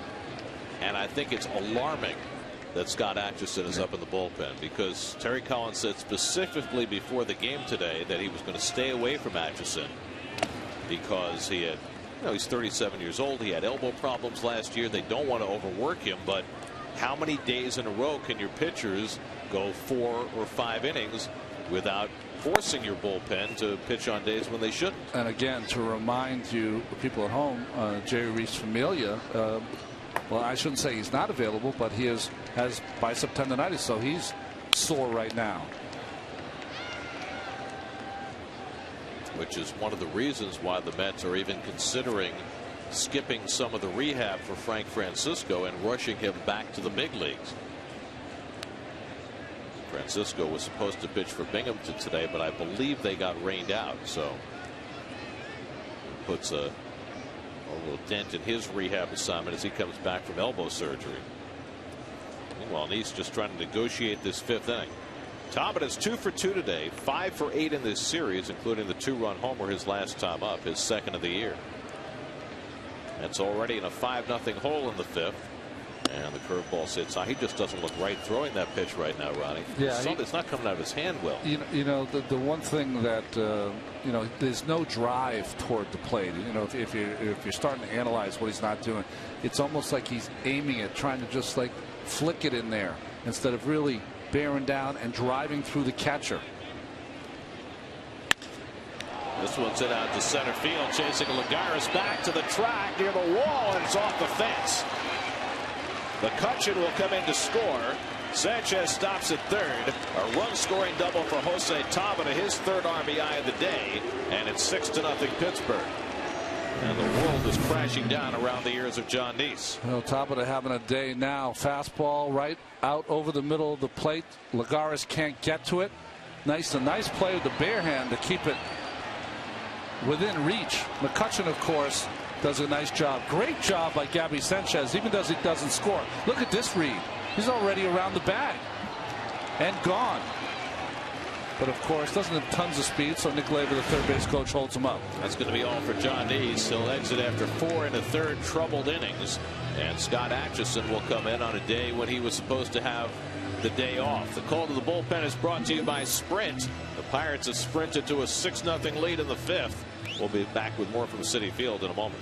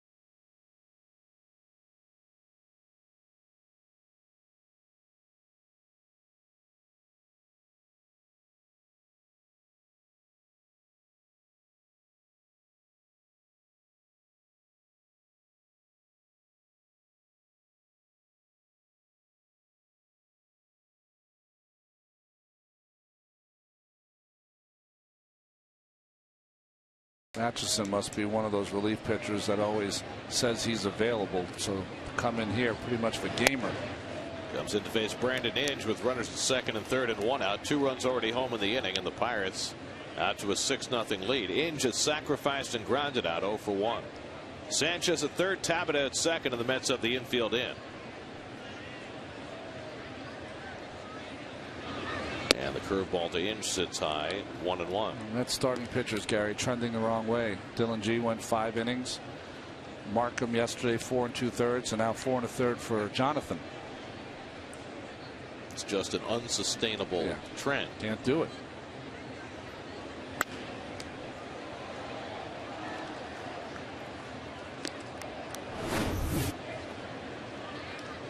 It's the last pitch Neese threw. When you watch Jonathan, there's a see that back leg. Really, that back leg should be driving through, almost like coming around your body, like you're driving through the plate. Right now, that's one of the basic things he's doing wrong. Ground ball to short. The runners will hold as Tejada throws out Inge for the second out. You know, once you sit, you should be pushing off that back leg so that foot, your left foot, will finish in such a way that it'll be ahead of your right foot at some point. But see how it's just a lazy left leg, almost like he's leaving it back at the rubber. So the question is, if you're John Neese, how do you fix that? And how difficult is it to fix? Well, you're going to have to finish it in your sessions on the side. You know, the ramifications of not going through the catcher and pushing off, Gary, is that there's a phrase for pitchers: finishing your pitches. He is not finishing his pitches, and if you don't, then you don't have that late sharpness. Michael McHenry's 0 for 1, and he takes a strike from Atchison, 1-1. Well, the Mets failing to have a pitcher go more than 5 innings 3 straight days. Contrast that with the Tampa Bay Rays, who until last night had their starter go at least 5 innings in every game this year. And McHenry swinging at that curveball, and it's 1-2. You know, in today's game where the bullpen is certainly used a lot and more than it was in the past, you want your starters to set up that bullpen so that they'll be in a position to, you know, maximize what they can do. They're on the defensive now when they have to come in this early. Well, we talk about it all the time, that the goal of teams is to get into middle relief. Ground ball toward the hole, and it's a base hit for McHenry. Sanchez scores. Tabata right behind him. The throw by Brown not in time. 2-run score, and down to second goes McHenry. 8-0 Pittsburgh. So McHenry finds the hole on the left side, drives in his 7th and 8th runs of the year. Well, a little breaking ball, but up in the strike zone. Not an awful pitch here by Atchison. Just finds a hole between Wright and Tejada. What they had to do here, though, is Tejada going to third base. He needed to hustle more and replace Wright, because Wright had dove for the baseball, so he was not there to be the cutoff man. Tejada could have hustled in there. They could have got the runner at second. Clint Barmas shoots one up the middle, and that's a base hit. McHenry around third. Here comes the throw from Lagares to the plate, and it pops out of Buck's mitt. McHenry scores, and it's 9-0. And it has all fallen apart for the Mets this afternoon. Almost the same exact pitch from Atchison, driven up the middle. Lagares just really trying to get the third out. Throws a BB to Buck, who does not make the play. You know, I know that most catchers keep their mask on for protection, but I will say it again, it makes it very difficult to make that play and catch that ball when you have your vision blocked with that big cage. It's a 5-run inning for the Pirates. Francisco Liriano, the 9th man up. It all started with a 1-out home run from Jordy Mercer. A couple of walks to McCutchen and Sanchez. Tabata's double produced a run and Chase Neese, and after Atchison got 1 out, a couple of hits have produced 3 more runs. The book closed on Neese. 4 1/3 innings, 8 runs, 8 hits, 3 walks, a strikeout, and 2 home runs. His ERA after 8 starts now is 5.93. Not what the Mets expected from their opening day starter. Liriano pops one up in foul ground, and Wright has room to finally put an end to the inning. But Pittsburgh puts up a 5 spot to blow this game open halfway through at 9-0 Pirates.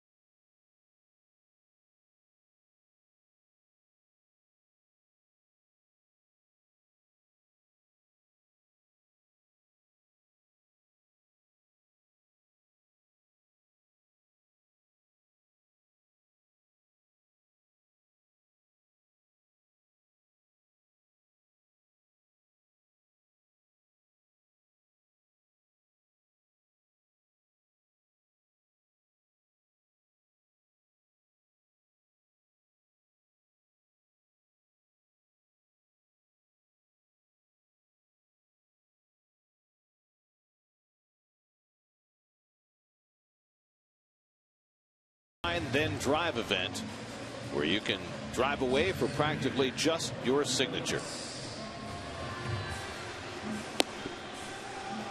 Lots of reasons to dance. It's like a pre-Mother's Day tableau. Yeah. Tomorrow, of course, is Mom's Day. And fortunately for the Mets, and you hate to turn him into a stopper every time he pitches, but it's also Matt Harvey Day tomorrow. You know, that's how it goes. It's you know, he can handle it. He's handled everything so far. Juan Lagares will lead off for the Mets in the home 5th inning. Lagares has one of the Mets' 2 hits against Francisco Liriano, who has fallen into a pot of gold in his first start as a Pittsburgh Pirate with a 9-0 lead. Now he just needs 3 more outs to qualify for a win.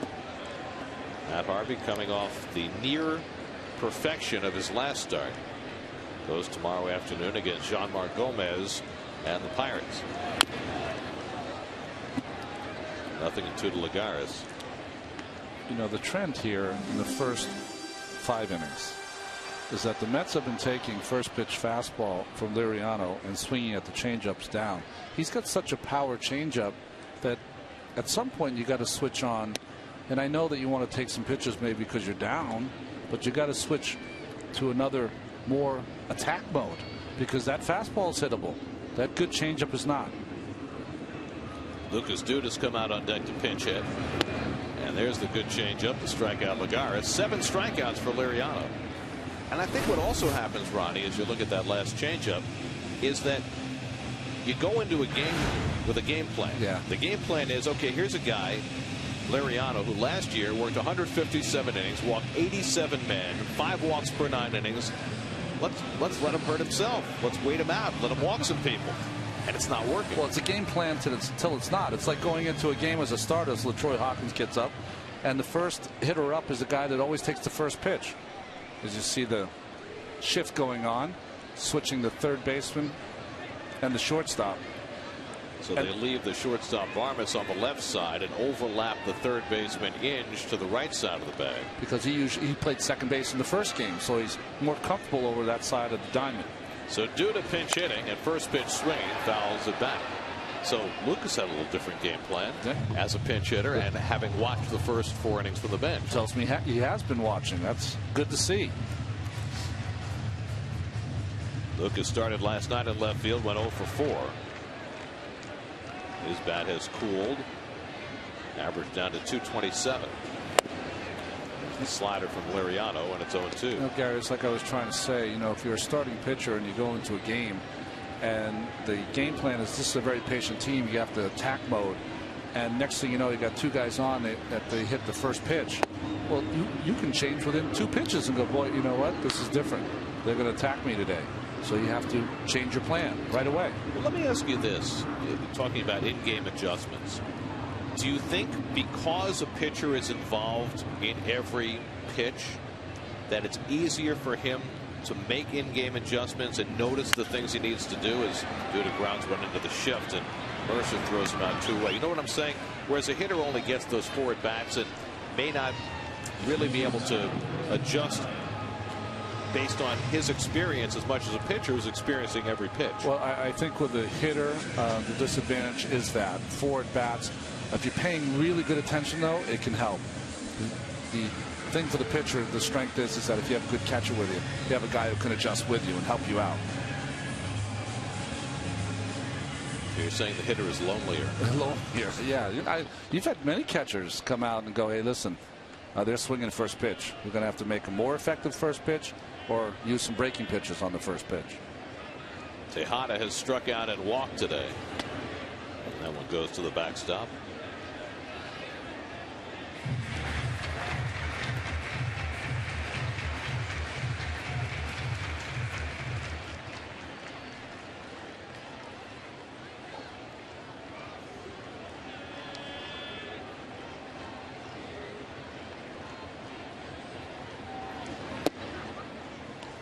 Liriano misses, falls behind Tejada 2-0. Liriano has walked 2, struck out 7, allowed no runs and 2 hits. So just thinking away, if you're at home, if you're Tejada here, it's 9-0. What are you going to get 2-0? Fastball. Then he pulls over the bag and down the line.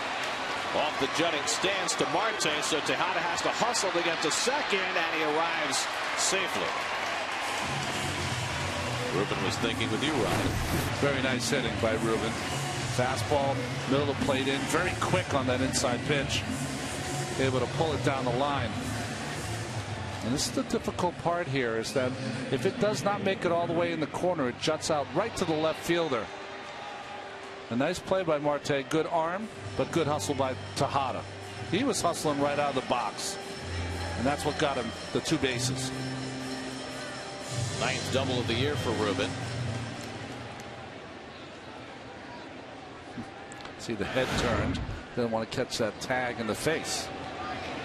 So the Mets have their first extra base hit of the afternoon. And now Daniel Murphy is 0 for 2. Swings at the first one and fouls off the slider.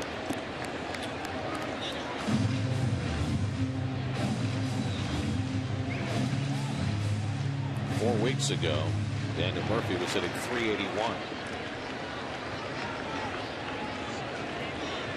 Right now he's in a 6 for 49 skid that's seen his average slip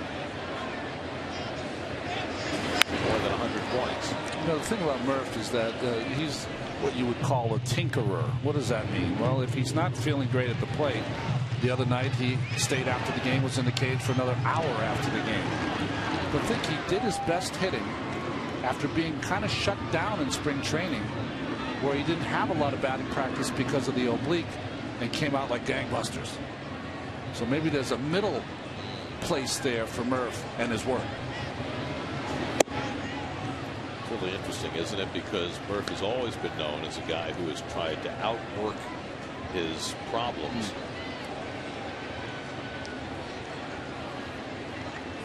And it's hard to break that mindset, even if you've had success in a different mode.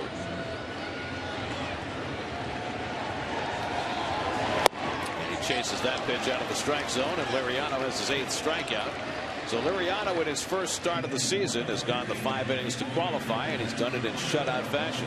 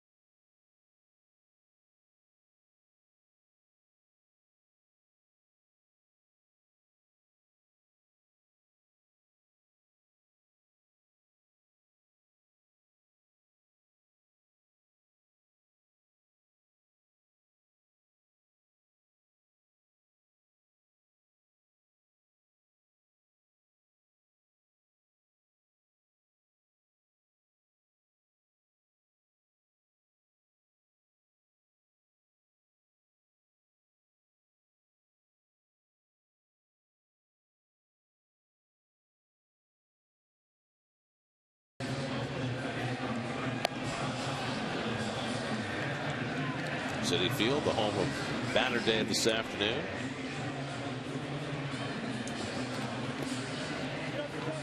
The Acela Club. You know, Kevin always does this report from there. Keith has been there, right? Well, Keith sat there and did a report from there. I have not been in there. It's about time. It's about time. 5th year of the ballpark. It's about time. I'm going in. Ike Davis comes in to play first base. He'll bat 9th. Justin Turner moves from first base to second, and the new pitcher LaTroy Hawkins will hit number 2 in the order. Well, you see LaTroy's numbers of late trending north. Absolutely. He has not walked the batter yet in his 15 innings of work. Here's the Acela Club. Good food, comfortable environment. And when the weather gets a little bit warmer, that row in front of the Acela Club, yeah, right behind the foul pole, that's a supreme place to watch it. Fourth time around the batting order for the Pirates, who batted around in the 5th. Starting Marte is 1 for 3, and he takes a strike from Hawkins. Marte singled to left, scored a run, and the Pirates 3-run third. They then added 5 in the 5th, and you can only hope they don't get 7 in the 7th. LaTroy with that quick pitch. What I mean by that, he does the regular comes to a stop on the first pitch that he threw for a strike, and then sometimes he won't and tries to surprise the hitters. In fact, the hitter Marte is complaining to Joe West, and Joe West is hang with him.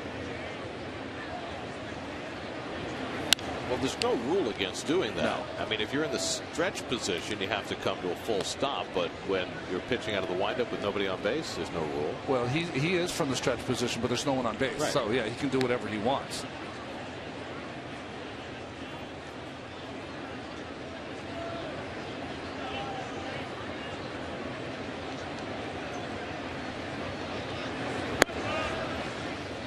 To Marte. Hawkins pitched on Friday night or Thursday night in the opening game of the series. He gave up a tying home run to Pedro Alvarez in the 8th inning. Got the day off yesterday, right back at it today. And Marte laces one toward the middle, of base hit. So Marte has his 2nd hit in the ball game and his 5th in the series. Pirates just keep racking up the hits. They're 11th of the afternoon. Jordy Mercer coming up. We check in with Kevin. Well, LaTroy Hawkins had a pretty good year, but he's also such a leader out there in that bullpen, guys. And what he told me is as a veteran, it's about paying it forward. When I came up with Minnesota, I had guys like Rick Aguilera and Kirby Puckett, just terrific guys who took me under their wing and showed me what it was like to be a major leaguer and to try and manage what would be hopefully a long career for me. He said, Robert Carson is a guy that I think is a great kid. I want him to have a great career, and maybe a double play turn for LaTroy. Turner turns it. 6-4-3, 2 down. And Hawkins has really taken to Robert Carson here. He did so in spring training. He said, there are just so many things that you want to teach him. First thing I told him is that I'm not above him. We're on the same playing level. We're teammates despite my veteran status, despite how many years I've been in this game. I invited him over for a little crawfish fry in the spring. We bonded and talked about everything. This is a guy, little things, little lessons. I tell him there is no saggy jeans in the clubhouse. I find him every time he curses. And I've got a 20-year-old. I'm tough. I feel like there's a part of him that doesn't want to let me down. And I think that's a good thing. So there's a really great relationship there, and it's one of those lessons that the veteran passing on to the youngster. Well, every bullpen needs one of those. Meanwhile, Clint Hurdle giving Andrew McCutchen the rest of this afternoon off and setting up Travis Snyder as a pinch hitter in a 9-0 game. Snyder started the opening game of this series. A couple of years ago, the Mets had Jason Isringhausen in the bullpen, who fulfilled a very similar role. Well, it's paying its fruits right now with Bobby Parnell and the start he's gotten off to. Who knows if it would have happened for Bobby without that summer with Isringhausen. And perhaps for Robert Carson down the road, his time with LaTroy Hawkins will pay the same kind of dividends. You know what else, guys? He talked about money. He said, a lot of these young guys, they come up and they get the major league minimum. It's like, wow. He's like, don't go out and buy toys with it. You save your money. When you get to the point down the road when you're doing okay, then you can go get a toy. I like that. He's a class act, Hawk. And it was nice that he brought up the name of Rick Aguilera, one of the nicest people you'll ever meet. And when Aggie went over to Minnesota and became their closer, everything changed for him. I thought he was going to be a big star here. It just did not work out. Numbers game, really, with those pitching staffs. The Mets have had a habit over the years of trading pitchers who later became big-time closers, whether it was Jeff Reardon or Ricky Aguilera or Jason Isringhausen, guys who never quite reached their full potential in New York. Tejada grounds the grounder and throws out Snyder, and that retires the side. Good inning for Hawkins, but it's 9-0 Pirates.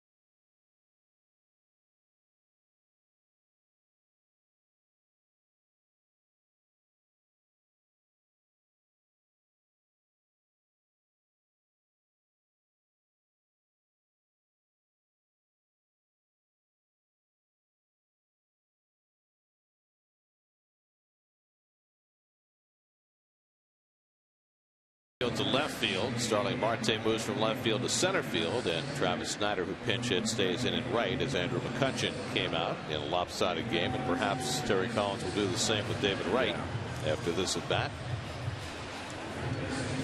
David's gone 0 for 2 today, flied out and struck out a day after fouling a ball off the inside of his left knee that produced some rather pronounced soreness. Facing Francisco Liriano, who's been every bit what the Pirates hoped for in his first start, and David takes one the other way and has himself a leadoff hit. The Mets' 4th hit of the afternoon. Well, we were watching LaTroy Hawkins out there, and he was alternating between quick pitching, this right here, and a standard kind of stretch. And Joe West had some words to say to Terry Collins. Terry Collins is trying to listen to Joe's explanation. He's not feeling it, though. But there is out of the stretch, you want a pitcher to do the same thing every time, but it's a moot point when no one's on base. You're really allowed to do whatever you want to do. John Buck is 0 for 2 when he takes high and away. Well, with a runner on base, the rule is specific that you have to come to a full stop. And the penalty is that if you don't, it's a ball and the runners advance. With nobody on base, if you make a pitch that's considered to be, I don't know, an illegal pitch, what's the penalty? No, Joe should know, because he had to umpire Larry McWilliams when he pitched. He quick pitched every pitch to the plate.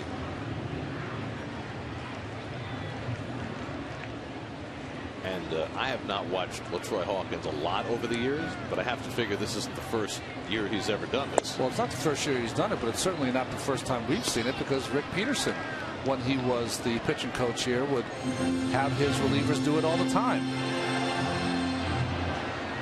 Chad Bradford used to do it in 2006. That's exactly right.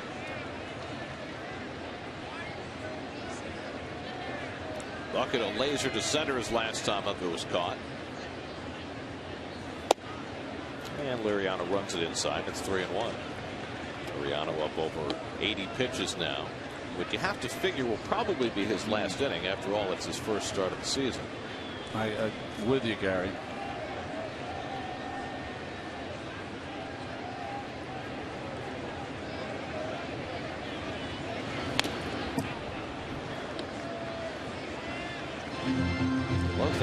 him, doesn't it? 9-0 lead. He's throwing a changeup on 3-1. Maybe he feels like he's got better control.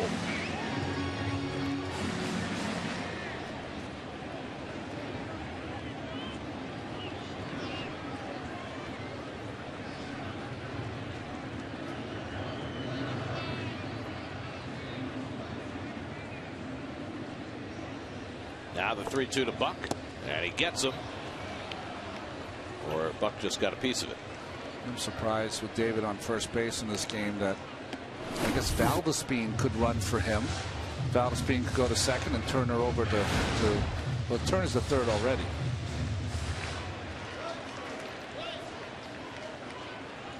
But Valdespin would be the guy that would probably replace or could run for David. Yeah, you put Valdespin in second, yeah. Turner to third. Again, the 3-2, and Buck just got a piece of that one to hang in the at bat.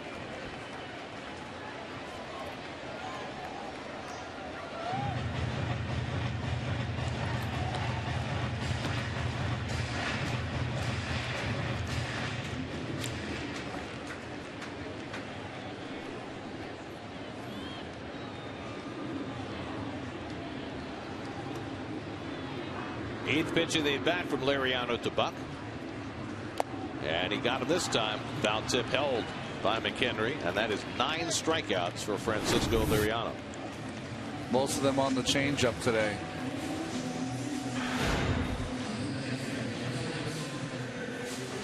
So 1 out and 1 on in the home 6th inning, and now Justin Turner, who has struck out and walked this afternoon.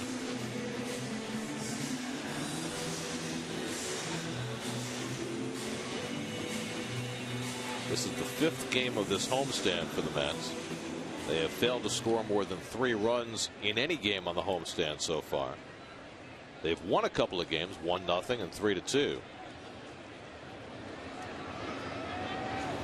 But their offense has been in brownout mode for a while now.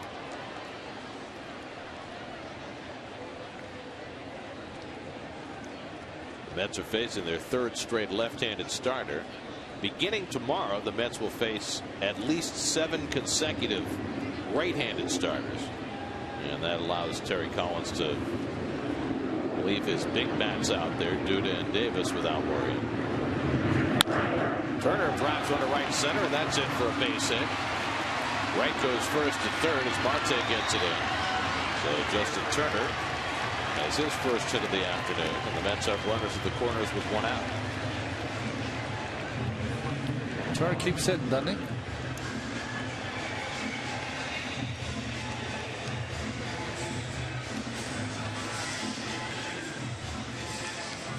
Brian Morris is the first man up in the Pirates bullpen as Liriano falters a bit here in the 6th. And let's see, here's Ray Searage to go out for a word, so he'll get at least one more batter. Buying some time now for Morris in the bullpen. Pirates have gotten some terrific pitching this year, and it only figures to get better. The addition of Liriano here today. They should get Charlie Morton back before too terribly long, coming back from Tommy John surgery. He threw a bullpen here yesterday, and he's going to go out on rehab. Jeff Karstens will probably be back in June. So they were a little short in their rotation.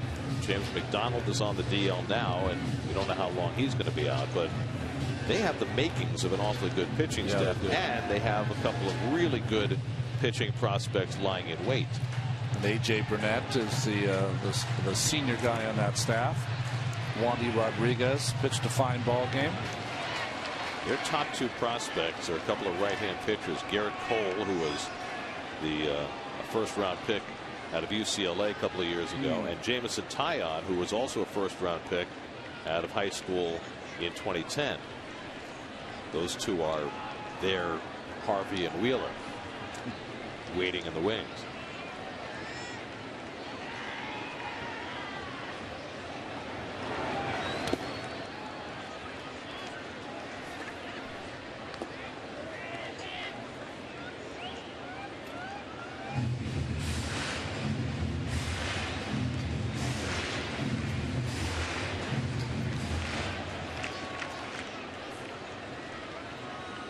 Marlon Byrd has swung the bat well today. Hit one to the fence in left field that was caught, and then singled to left field his last time up.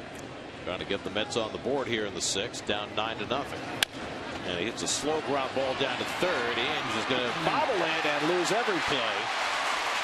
He thought home, then figured he'd go to first, and then he just didn't catch it. Well, he was playing back, and you're right, Gary. He took a peek at home and lost the play at first base. With a 9-0 score, no need to peek at home. Just take the out at first base. Just couldn't get it out of his glove cleanly. They're going to give Marlon Byrd credit for a gift hit. Ooh. And so that's an RBI for Byrd to get the Mets on the board. It's now 9-1. So 3 hits in the inning, and that's going to be all for Liriano. So a very, very good season debut and Pirates debut for Francisco Liriano. Call to the bullpen is brought to you by Sprint. Liriano out after 5 1/3.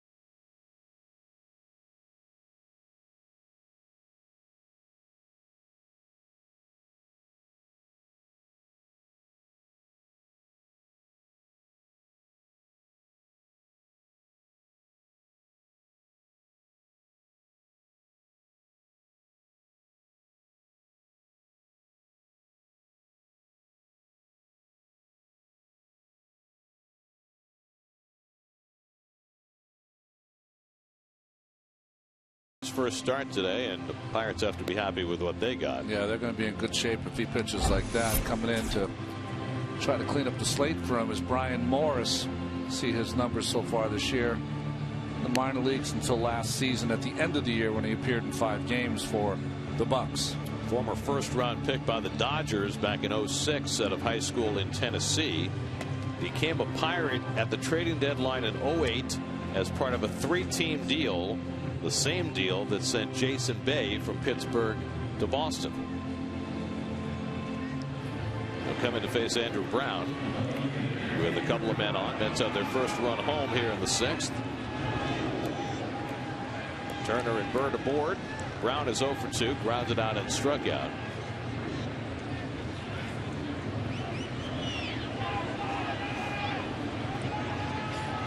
Talented pitchers out of that bullpen for the Pirates. Their only Achilles heel, they tend to walk a lot of batters. They all come in and throw hard. Morris will throw 93, 94 with his fastball.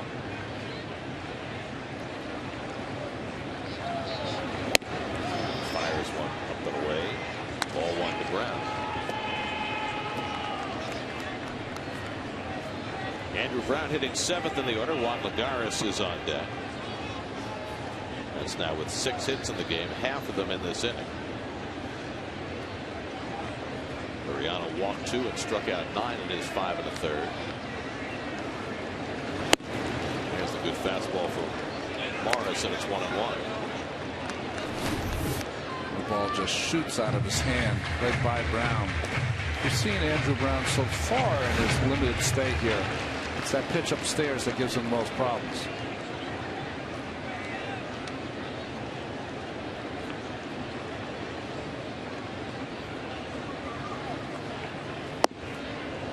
Slider low. 2-1.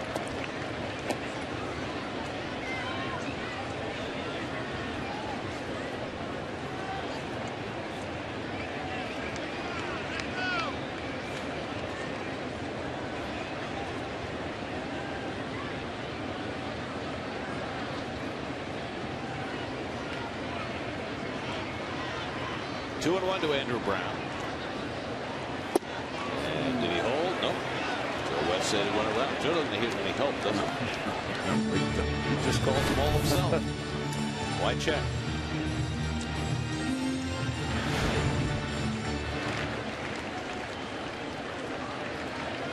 They all have their own script, don't they?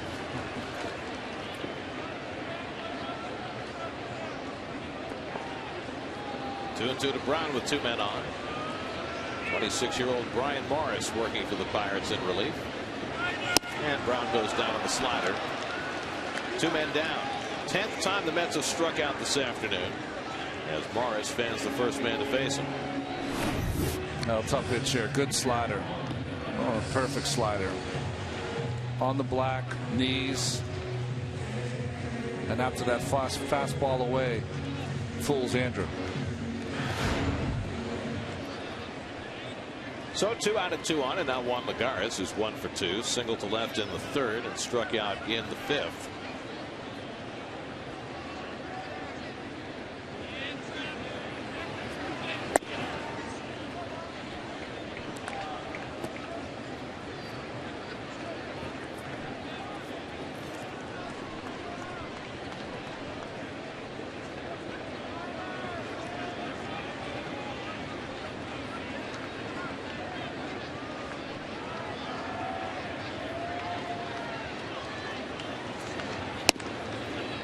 That slider nips the corner. Ball and a strike to Lagares. Again, real good pitch from Morris.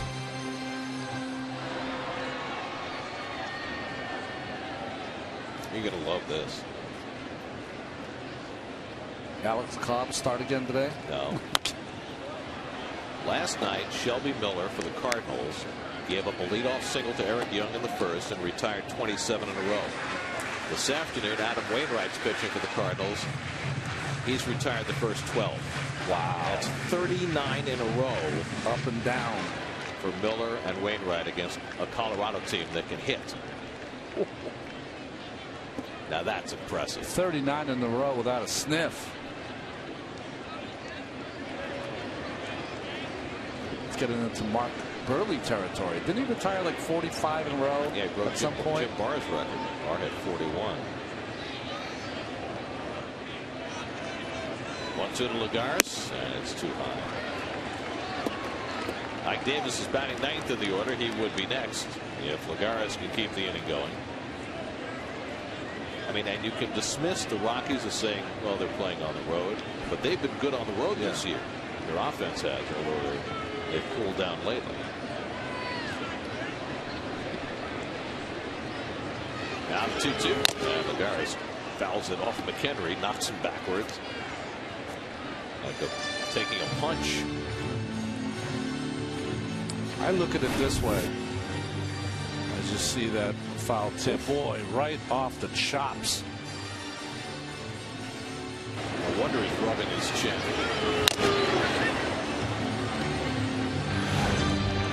I look at it this way. That means that you've gone through that lineup for Colorado 4 times through Cargo. Carlos Gonzalez. Cargo and Tulowitzki and Helton and Rosario. The whole gang. I mean, that's amazing. I wonder what the team record is for most consecutive batters retired. You know, who pitched after a perfect game and kept it going? Yeah. McHenry with a smile after taking that shot to the chops.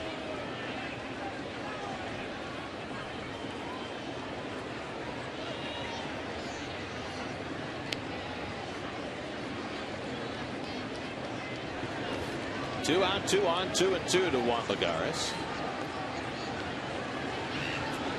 And he popped it up. McHenry avoids tripping over the bat and makes the grab. So the Mets get a run, but Morris comes out of the bullpen to put it out a further threat, and it's 9-1 after 6.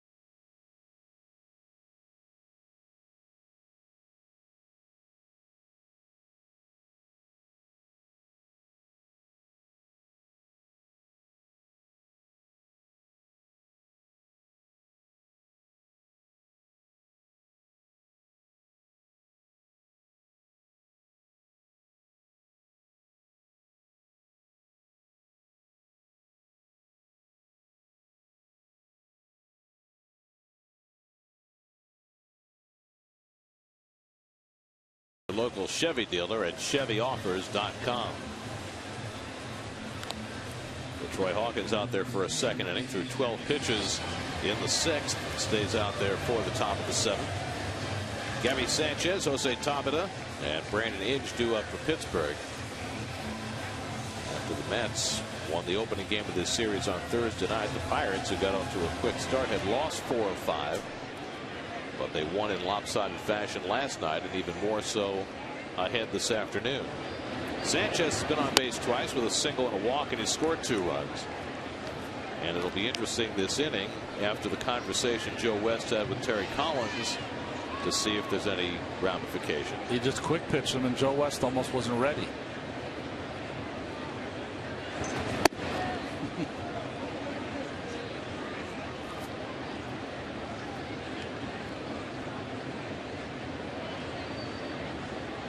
Well, if you're LaTroy Hawkins, you have to keep doing whatever it is that's working for you.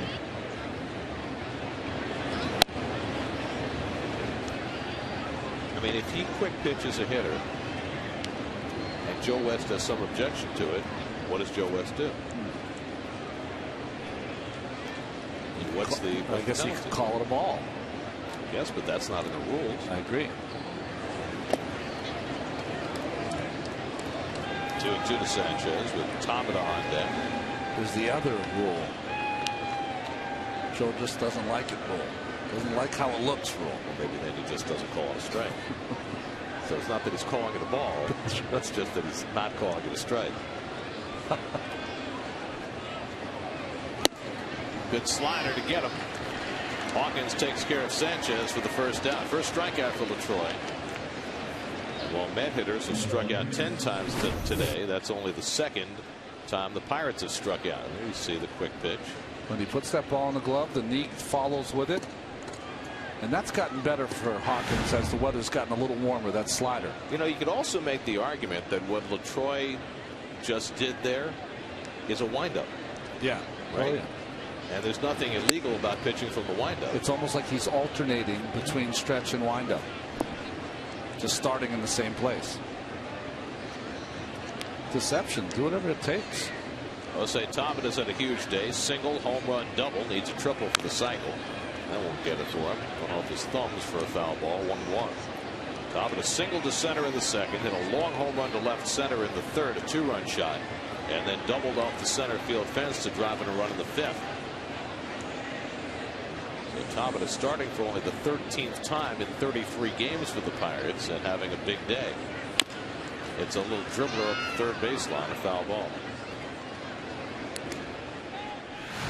Well, what's interesting about Tabata is that in spurts and starts, he's shown this kind of ability, this kind of power, and was rewarded with a pretty good contract. But it's not been all roses for him. Some struggles. But the other side of that coin is he's only 24 years old. Yeah. So he came up at a relatively young age. They rewarded him. He's taken a step back. He's a part-time player now. There's the curveball from Hawkins that misses 2-2. But there's still plenty of time. That's what I said when we were doing the defense. I said McCutchen in center at 26, flanked by 2 24-year-olds. That's pretty good. There's a lot of talent on this team. Flicked into right field, and Tabata has his 4th hit of the day.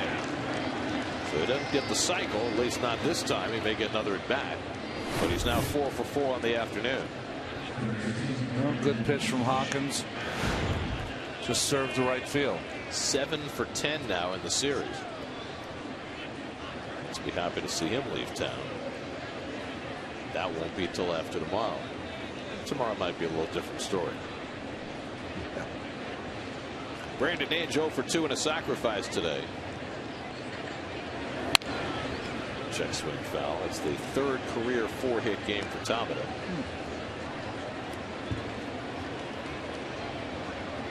Pirates now with a dozen hits this afternoon. They had 12 hits last night as well. Brandon Inge, who resurrected his career in Oakland last year after the Tigers let him go. And that's a shot just off the glove of Tejada. Tabata turns second. He's going to try for third. Tejada's throw on a hop, hits the runner, and safe at third is Tabata. It's all going right for the Pirates today. Tejada got his glove on that ball, couldn't squeeze it, and Ainge winds up with a base hit. The ball kind of just beat him to the point. It was behind him when he tried to make this play, and just off the end of the glove. Good hustle, though, by Tejada to get to the ball with the slide. Accurate throw, but it hits Tabata right in the back.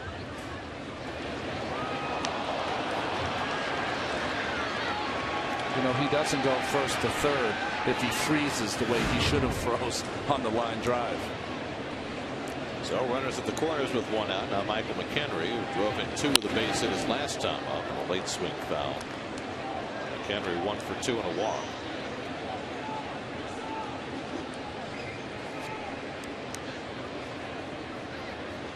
Tabata and Ainge the base runners. You know, every team has days like this. That's had a few too many of these days lately. Especially here at home, too, right? One game in Miami, a game in Atlanta. There's a drive to center, and on comes Lagares. He'll have to play it on a hop. Tabata comes in to score. And now it's 10-1 Pittsburgh. So 3 straight hits for the Pirates. 3rd RBI of the game for Michael McHenry.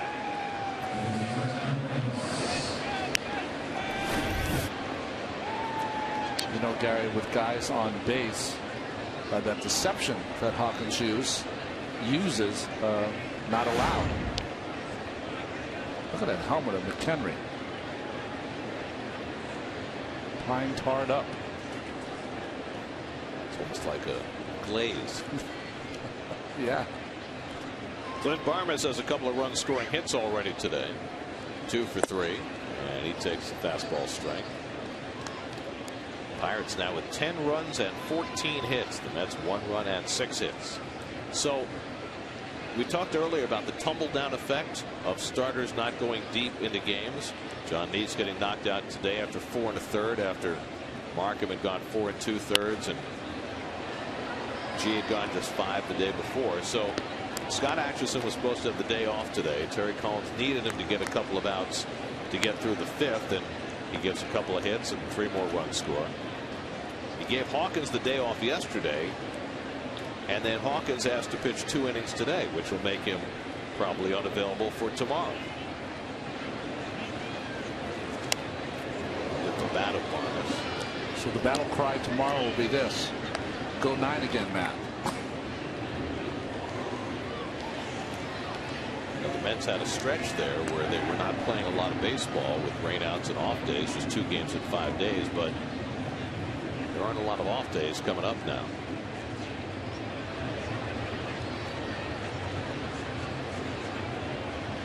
No rest for that weary bullpen. It's got to a point now, the team going on the road. This is one of those times where, as a pitching coach, I know Mel Stottlemyre did it with us occasionally, Gary. If we were on a tough streak, get us all together, go to dinner, talk it out. What can we do better? What are we not doing? Sometimes you're overlooking the obvious. Slow ground ball. Wright will have to go to first with it. In time to get Barmes for the 2nd out as the runners move up.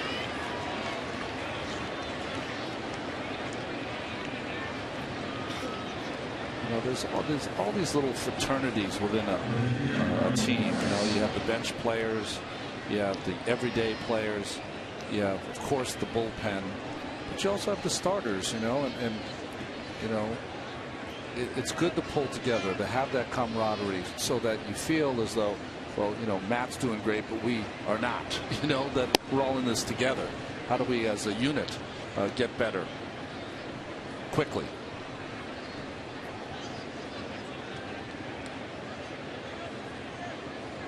Brian Morris's first big league plate appearance, and he bats with 2 in scoring position.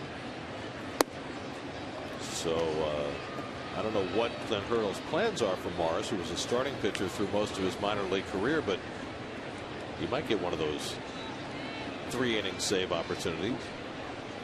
He had a chance yesterday with Mazzaro.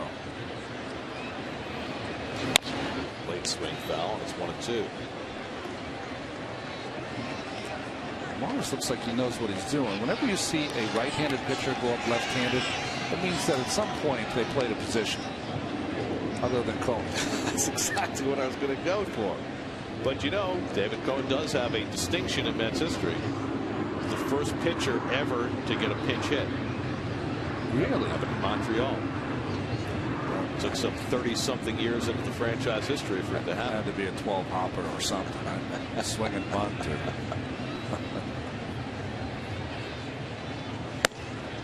2-2 now to Morris. Might have been the same series that Rick Cerrone, remember the catcher, stole a base. Spongy. And they presented him with the base after the game because it had been like 6 years since he had stolen one.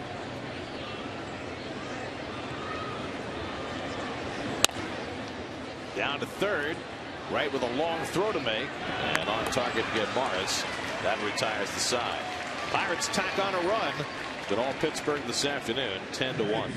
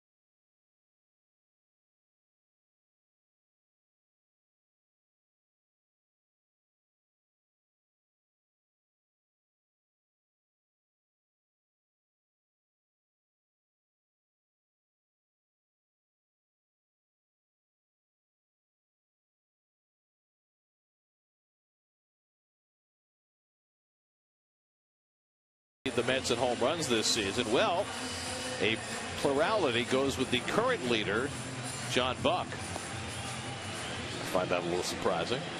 If I had to guess, I would think of those four, Buck will finish fourth. Yeah, well, the front runners. They know that he's been off to a quick start.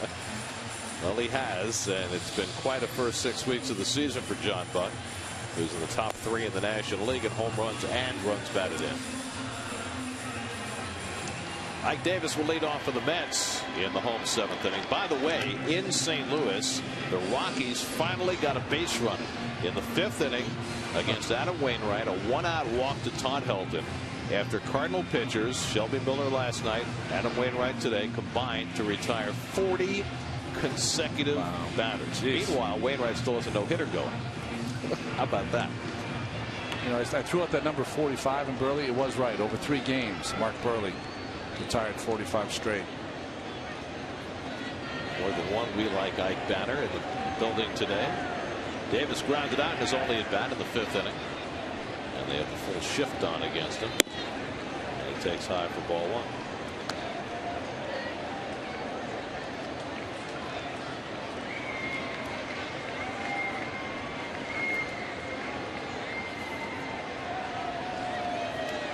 Interesting that this time the Pirates do not overlap the third baseman. This time they leave Inge on the left side and everybody else slides over. I don't understand. Why would you do it one time one way and different way the next time? Well, I'll tell you why. Look at the scoreboard, Gary. Yeah, but why should that happen? It shouldn't. It shouldn't. But probably like just experimenting. Like, Brandon, you want to go over there? Come on. It's too far to run. It's 10-1.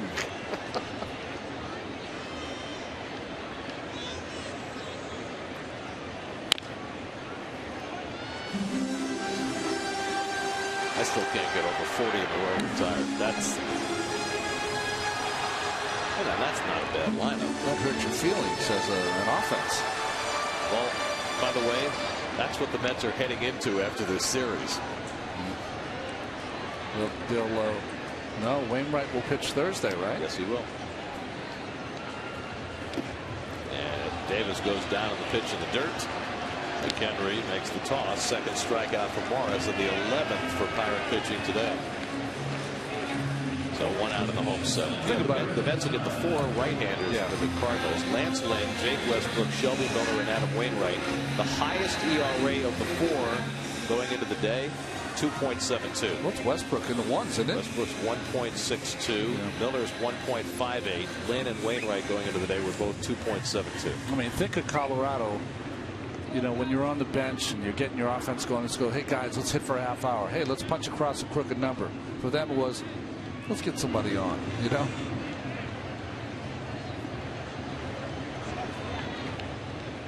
Tejada 1 for 2 in a walk. He doubled down the left field line his last time up.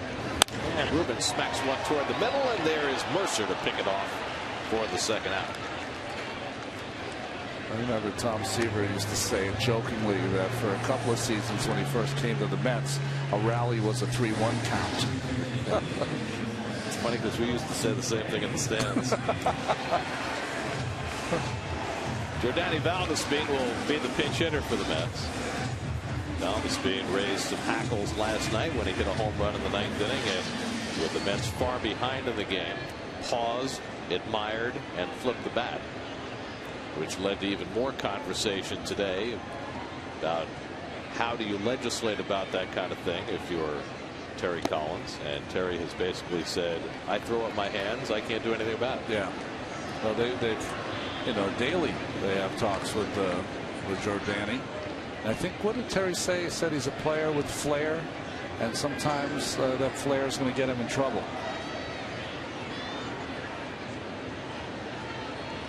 Henry's setting up inside, and that's exactly what happens. You flip your bat in a home run, and you can expect at some point you're going to have that happen. Yeah, they set him up with the breaking ball down and in, and then delivered the knockout blow.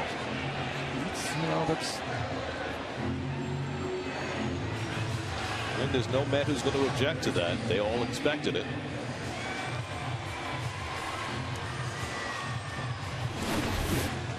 You know, and this honestly is the way you hit a batter. You throw it right at his kind of, you know, his rear end, his back. But he took that open, so it ended up hitting him. See, this is the problem. You just can't do that. You're going to either get yourself hit, which happened there, or one of your teammates hit. Well, the Pirates send the message back, and, you know, at some point you either learn your lesson or you don't. Yeah. David Wright 1 for 3 at a base hit and scored the only Met run his last time up.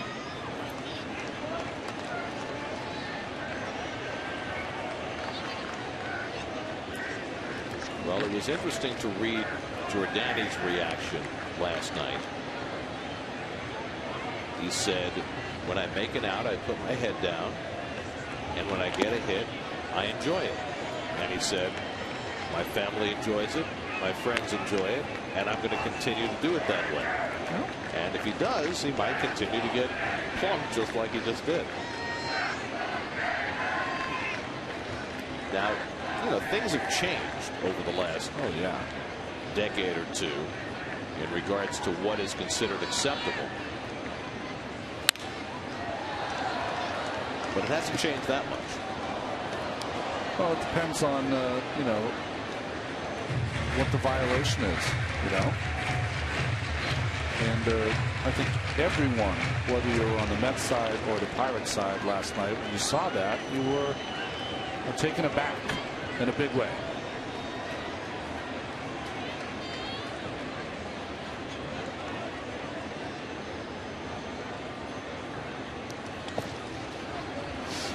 Buries the slider, and it's 2-2. It's a lot of games. A long season. I think this hits him in the elbow guard that's guarding his elbow. I don't think I've ever seen him with that. No, right in the forearm. Yeah, just missed the guard. And there's a want every single day to beat your opponent. But there also has to be that part where you respect your opponent also. And the only way that would have been worse is if the Mets were winning 7-1 when he hit it. What I was going to say in response to that is it's not only respecting your opponents, it's respecting your teammates. Yeah. The fact that you're down 7-1 at the time, and it's great for you that you hit the home run, but the fact is your team's getting thumped. And it shows disrespect for your teammates that you're celebrating when your team is getting thumped. Valdespin runs, and Wright strikes out, and that ends the inning. Third strikeout in relief for Brian Morris. So Valdespin pays the price. We head off to the 8th now at Citi Field with the Pirates up 10-1.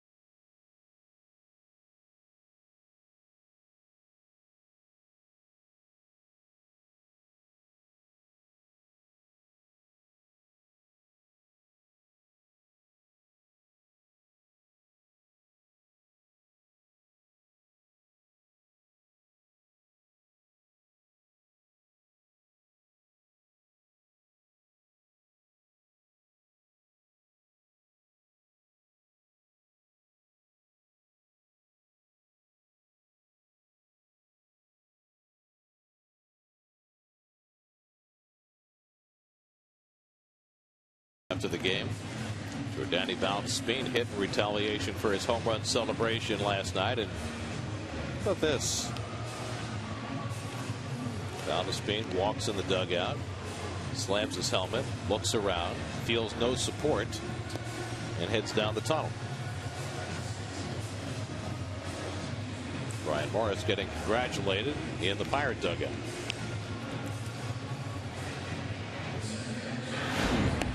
Valdespin's going to stay in the game. He'll play second base. Justin Turner will move to third base as David Wright comes out in the lopsided game. Rob Carson will hit third in the order.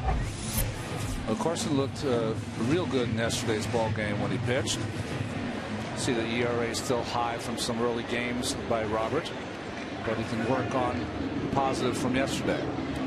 Let's go back to Valdespin for a moment. Yeah. You know, we touched on it briefly in the last inning. What just happened, and what you can only perceive as a lack of support for Valdespin in his own dugout. What are the ramifications of that? Well, there's two things that can happen. You know, Jordany can look at himself in the mirror and say, listen, wait a minute. There's two things happening here. I've alienated my teammates somehow or some way so that no one really was supporting me when I got hit by the opposition team, So I can either continue to do what you're doing or don't care, or I can look in the mirror and go, you know, what would I have to do better to be a better teammate? You know, listen, Jordany has tons of talent. And in this early part of the season, he's been one of the bright points. I mean, with his hitting, especially off the bench. But I think it's at one point, you know, This is a game where you're with each other for 8 months, and it's very important that you fit in. And whatever you can find in your personality to allow yourself to fit in with guys over the course of a long season, you've got to find it. You know, it's no fun being a man with your own island for 6 months during the season, 162 games. It gets tired. It gets tired for you, and it gets tired for your teammates, and that's you don't want that. You know, I went through it with a player in my career, and as Marte strikes out, and you know, Greg Jeffries, when they started playing, and you know, I honestly didn't have a lot of problems with Greg, but a lot of people did. And you know, game was changing a little bit. You look down in the clubhouse now, everyone has their own bat bag for their individual bats. Greg Jeffries was the first. Players didn't like it. I didn't see what the big deal was because every time he played, he got 2 or 3 hits. But it was a problem, and it tore that team apart. And you don't want to see that happen. You know, you had guys on his side, guys against him, fractured clubhouse. You know, is it juvenile? Probably. Well, is it sophomoric? Yeah. Yeah, what I remember, though, with Jeffries, he did have some friends. I mean, David West was a good friend of his. He had people that he could talk to in that clubhouse. The impression I get with Valdespin is he might not have anybody to talk to in that clubhouse. And that's hard. That's really hard. And I don't know how it was back in those days, how, you know, whether Davey or Frank Cashin or anybody talked to Greg to try and straighten him out. But I do know this. Everybody in the organization, from Terry Collins, Sandy Alderson, to the folks in the minor leagues, on his way up, as Jordy Mercer drives another one deep to left field. Brown takes a look, and that ball is off the facing of the second deck. Jordy Mercer with his second home run of the game, his 3rd of the year. The Pirates just pounding it out here at Citi Field. It's now 11-1. He's shown some pretty good power in this series. Yeah, power, and you know, from the second you saw him, you could tell that, you know, he knows how to play this game. Quick cut, high leg kick, middle of the plate. See ya. And the sound.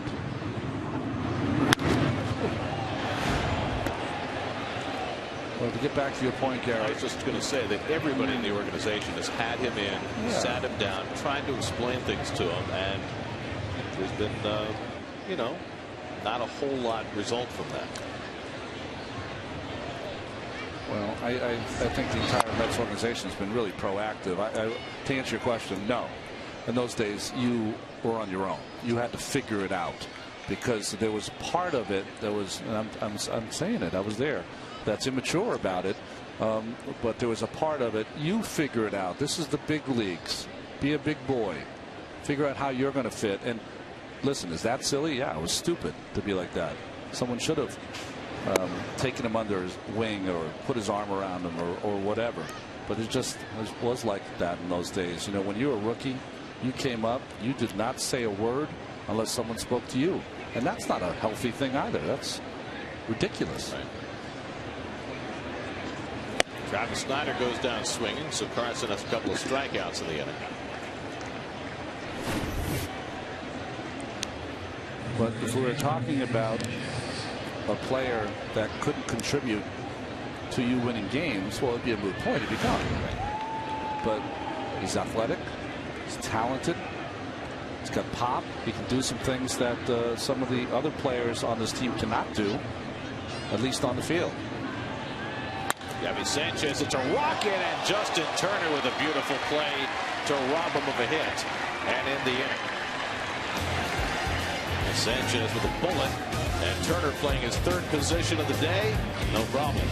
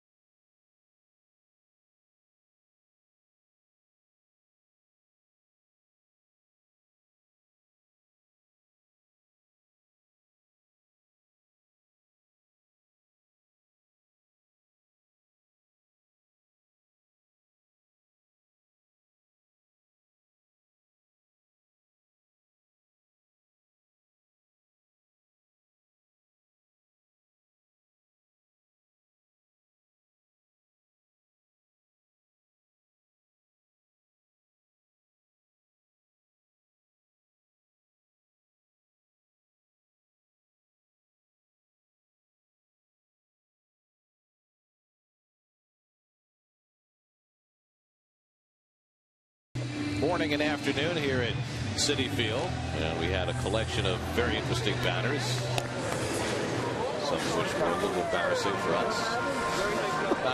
Not the keys, of course. That one. You know I was a queen?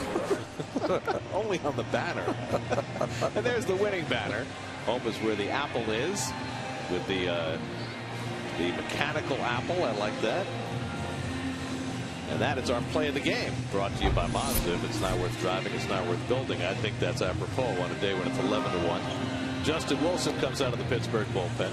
Well, another one of those good arms in that bullpen. 1.29, and here it comes, Gary. And it's only a matter of time. Big line of thunderstorms passing through the area. John Buck takes a strike from Wilson. Buck is 0 for 3 tonight. He is struck out twice and lined out to center field.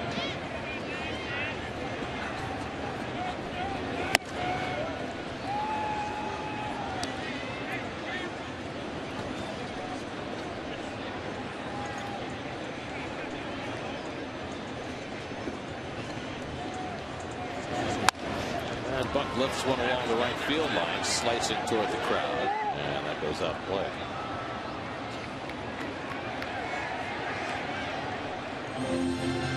Justin Wilson, another hard thrower out of that Pittsburgh bullpen. They come after you with one after another.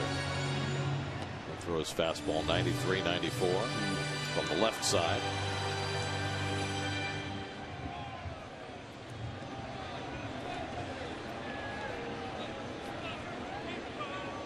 Buck, Turner, and Bird for the Mets in the home 8th inning.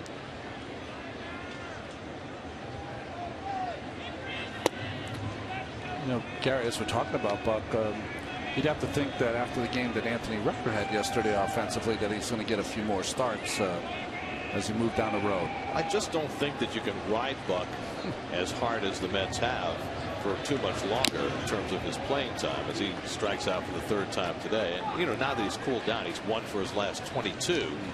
I think there's every chance the Recker's going to get more than that once every 10-day start. You know, as a positive for Recker, though, how many times do you see a guy? You gave a stat. He had a hit like April 7th or something. 33 days. 33 days, right, without a hit. How many guys do you see that can go that long without any live action and be ready to play? So that says a lot about Anthony. Now Justin Turner began the game at first base, then played second base, and is now playing third base. A nice grab of a line drive to end the last inning. Turner's been on base 2 more times today with a walk and a single to right. It's one of those games you could pull a Bert Campaneris, right? You know, when the Mets had Joe McEwing, we used to talk about that all the time, that they should let him play 9 innings, all 9 positions. Yeah. But it never came out that way. I think Justin would probably need a little more time in the outfield, and he'd have to strap on the catching gear a couple of times before he could do that.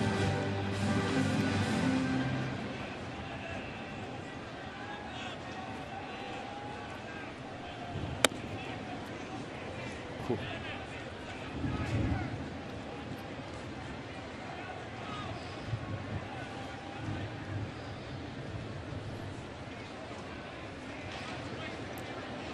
Marlon Byrd has had a good day waiting on deck.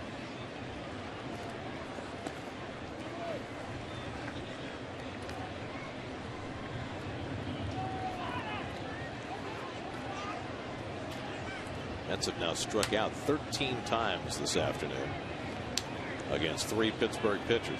It seems to be the number the last 24 hours, right? Hit to the right side, and Mercer has it. And Turner retired 2 out. The out of town score is brought to you by Howdy Truth in Engineering.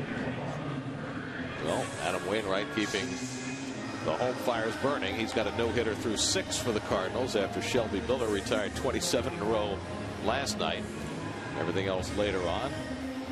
Braves just 1 game in front of the Nats now. Nats have won 5 straight, and they've got Steven Strasburg trying to snap his losing ways against the Cubs today. And there you see the rest of the slate. The Dodgers have lost 8 straight going into their game with Miami tonight. Darvish for the Rangers striking out the world so far. Marlon Byrd, who has 2 hits and a sliding catch in right field. He's driven in the only Met run today. A rare bright spot on an otherwise bleak afternoon for the Mets.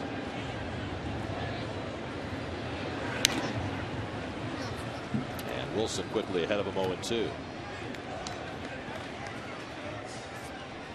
Justin Wilson was a starter throughout his minor league career, but brought to the big leagues late last season to relieve.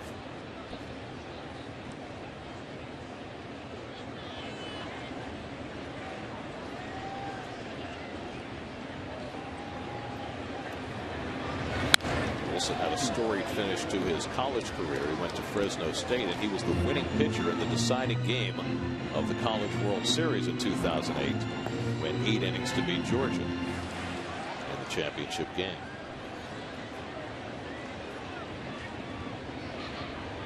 Until he gets to the big World Series, that'll be a major highlight.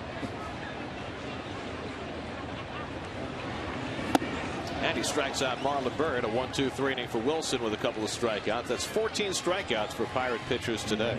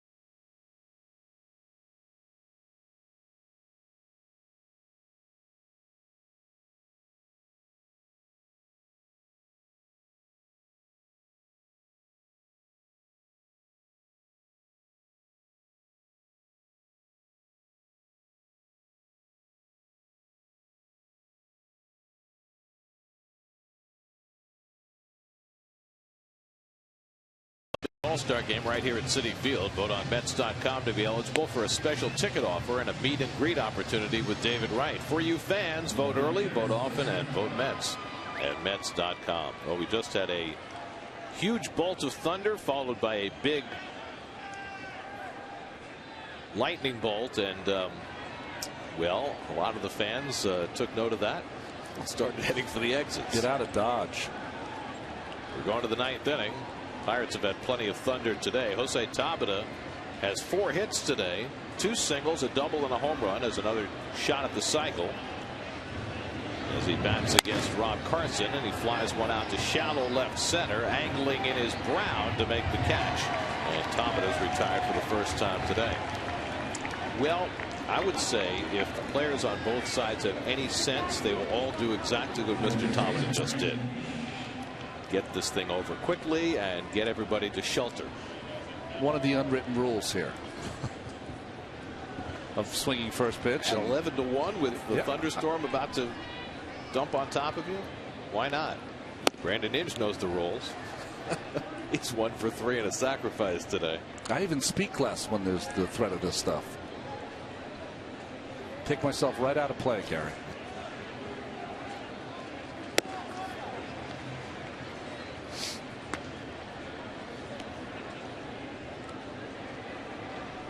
Tony Watson getting ready in the Pirate bullpen to pitch the bottom of the 9th. And Inge rips one down the line. That one goes all the way to the corner. And Inge will stop at first base. Not sure why. You can't trust the guys that are struggling with the bat. They've still got to get their knocks.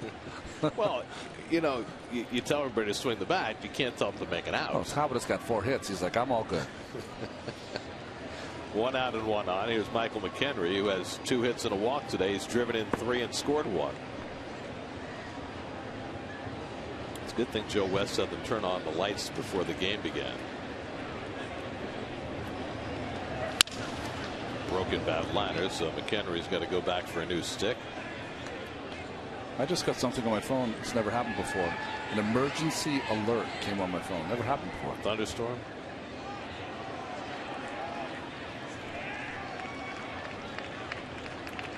Avoid flood areas. How do you know? Flash flood warning. Everybody got it on their phones all at once.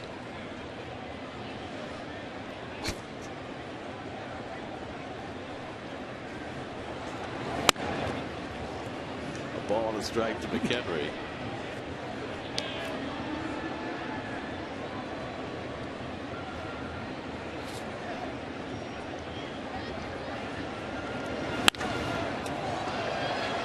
Foul ground. Davis and Buck converging, and Buck able to make the grab for the second out.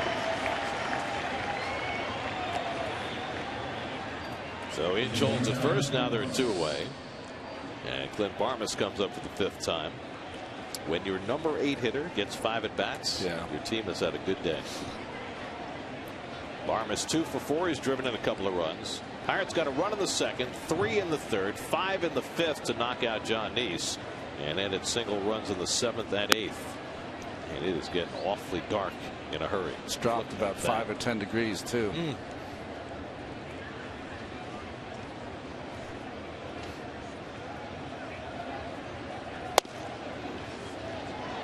Barmas not getting the memo. It's 2-0.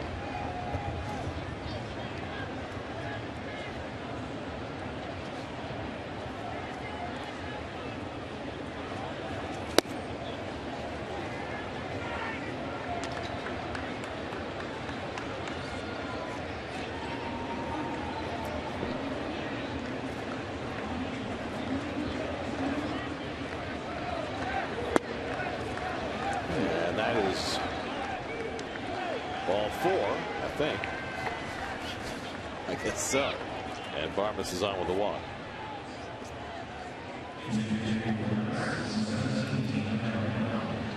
So now John McDonald will be the pinch hitter. McDonald, who played shortstop last night and went 0 for 3.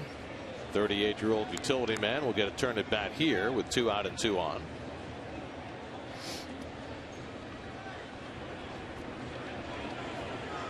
Just about everybody is heading for cover right now, with the exception of players on the field who at 4:08 in the afternoon in the middle of May are playing in the dark. I mean, this could be a night game right now. There's a strike, and it's 0-2. I know what you're saying. I didn't realize until you just said it. You're right. 4 o'clock in the afternoon. Doesn't get dark, or not supposed to get dark till 8. Everybody gets to take shelter except the players. McDonald goes out on strikes. Buck will make the toss down to first to complete the putout, and that gets Carson through the top of the 9th. Now the Mets come up in the bottom of the 9th, trying to get it in before the rains come.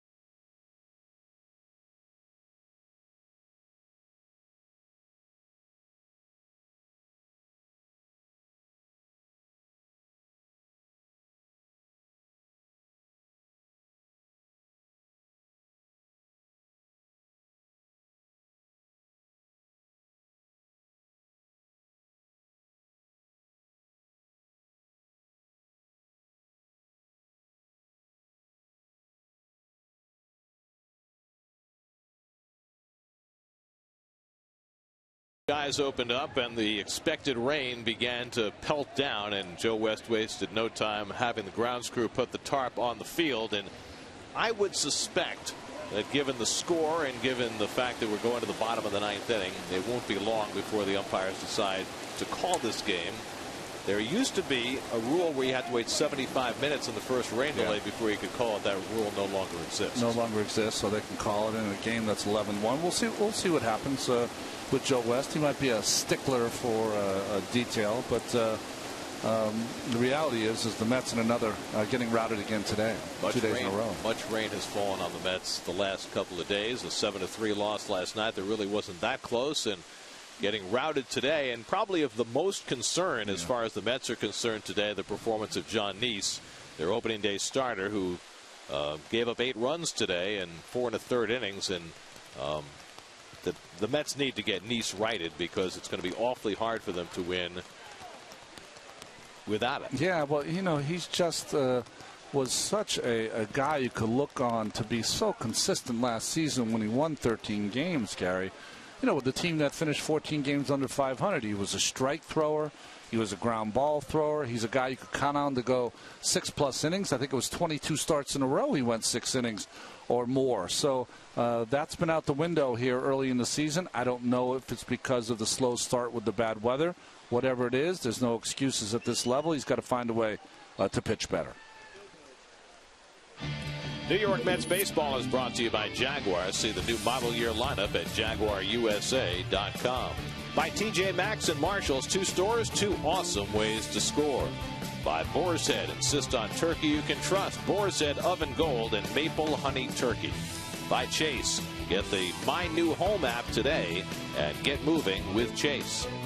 By Honda, hurry to your local Tri-Honda dealers for great deals on the 2013 models. And by Time Warner Cable, enjoy all the things you love better. Call 1-855-WANT-TWC. We'll wait here to see what the umpires decide to do. We're in a rain delay. Right now on Pix 11, we send you to Unsealed Conspiracy. Enjoy.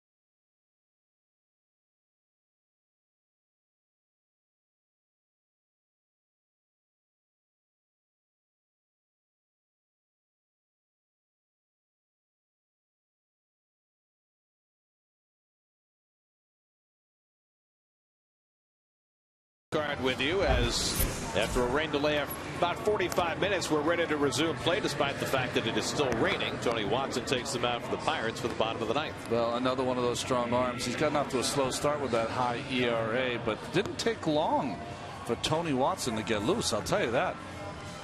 Well, the grounds crew took the tarp off the field, dumped the water, folded it up, and the rain is a little heavier than it was when they first started taking it off. However, Joe West and his umpiring crew hoping to get the final 3 outs in.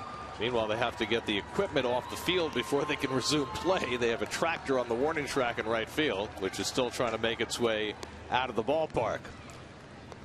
It'll be Andrew Brown, Juan Lagares, and Ike Davis due up for the Mets in the bottom of the ninth as we get to track the tractor out of the stadium. I think we should use that to bring the relief pitchers in the future. So with the Mets down 11-1 and down to their final 3 outs, the game is about to resume. Watson pitched in the opening game of the series on Thursday night, gave up a run in an inning of work. In fact, gave up a base hit to Andrew Brown in that game, his first hit as a Met.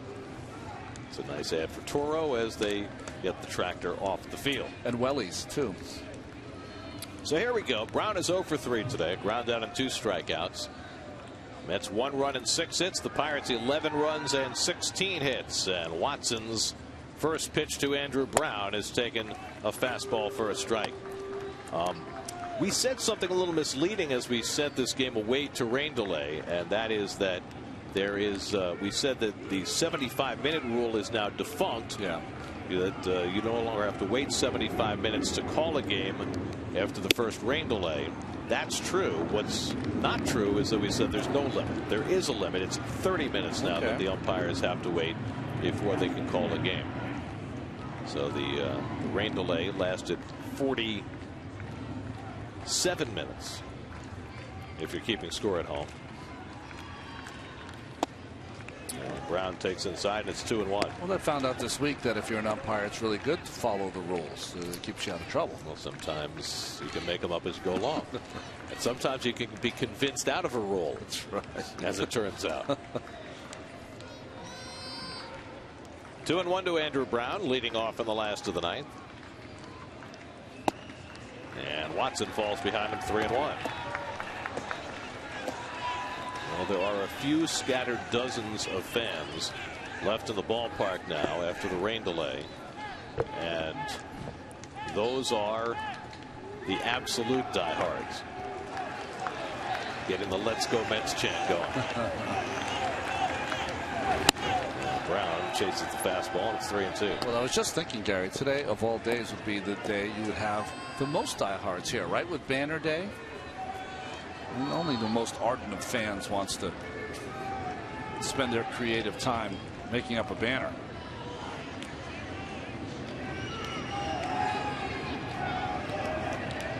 (3-2) and Brown hits one in the air to deep left center field. Back goes Marte looking up, and it's out of here off the facing of the second deck. Andrew Brown with his first home run as a New York Met, and that was a bomb. So Brown finding the rain delay worth waiting out. Greets Tony Watson with a long home run to make it 11-2. Oh, it showed me something there by Andrew Brown. This kind of game, the game that's much easy to give up an at-bat. He did not. Nice hitting. You're right. Fence high, outside part, off the facing. Brown hit 5 home runs for the Rockies last year. That's his first as a Met. Now Juan Lagares bats and takes it wide for ball 1. So Andrew Brown will always remember that his first home run as a Met came in an inning that very few of us expected to ever see. And Brown taking advantage of the opportunity. 1-1 to Lagares, is 1 for 3 on the day.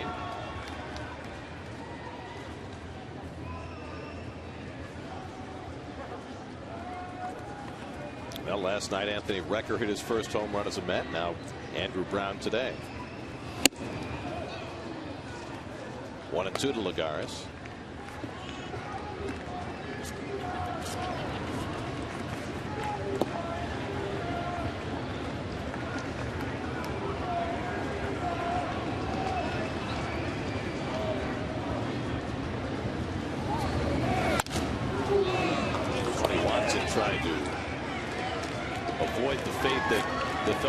Pirates last night, which was having a lopsided lead going to the ninth, and then ending up having to bring their closer into the game to get the final out. Well, Contreras struggled in the bottom of the ninth and had a couple of walks, and Jason Grilli had to come in the game. I can't see that happen. There's the first out of the inning as Lagares is out on strikes. That is strikeout number 15 for the Pirate pitching staff today. Kind of just a crossfire cutter that was supposed to be outside, but ends up in the inside corner, fooling Lagares.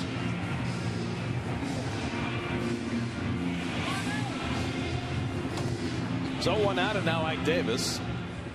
Now remember the last time Ike came to bat and the Pirates shifted their defense.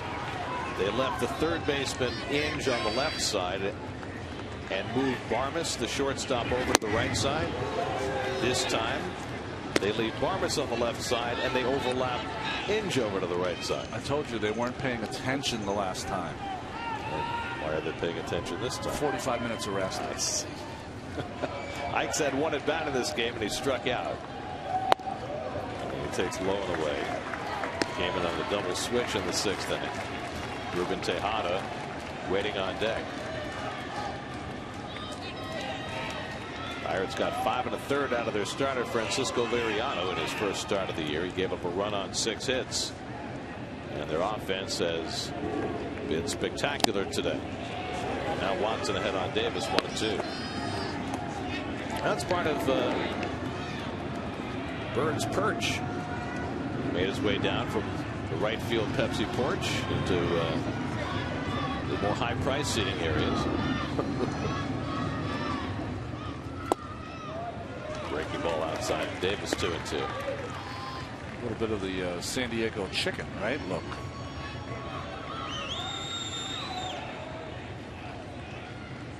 Well, a chicken's a bird. It's a little disturbing.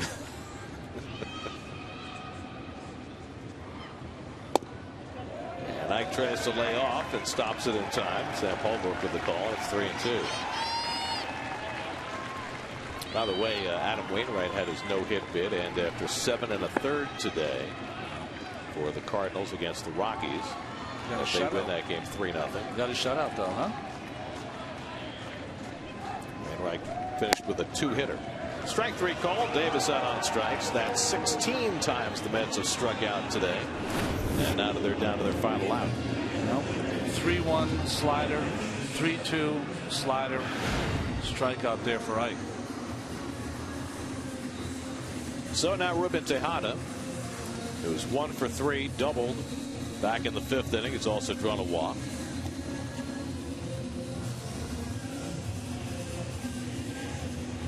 This is the 3rd game of a 4-game series that wraps up tomorrow afternoon with Matt Harvey on the mound for the Mets. We'll be looking for a split of the 4 games before heading off to St. Louis, where they begin a series on Monday night. And Tejada cracks one to right, and there is Travis Snyder to end the festivities for the afternoon. Andrew Brown hits his first big league home run, his first Mets home run in the bottom of the 9th, but it was all Pirates today as they got 2 home runs from Jordy Mercer, a 4-hit day from Jose Tabata, and overwhelmed the Mets 11-2. Well, it just started out badly for Jonathan Neese, who didn't have it today for the 2nd start in a row. The Pittsburgh starter was outstanding, Francisco Liriano, and Tabata had 4 hits. Not too much from the Mets. Bird knocked in a run, and Brown with the home run. So a successful Pirates debut for Francisco Liriano as the Pirates thump the Mets for the 2nd straight day. 11-2 the final score. We'll come back with more from Citi Field in just a moment.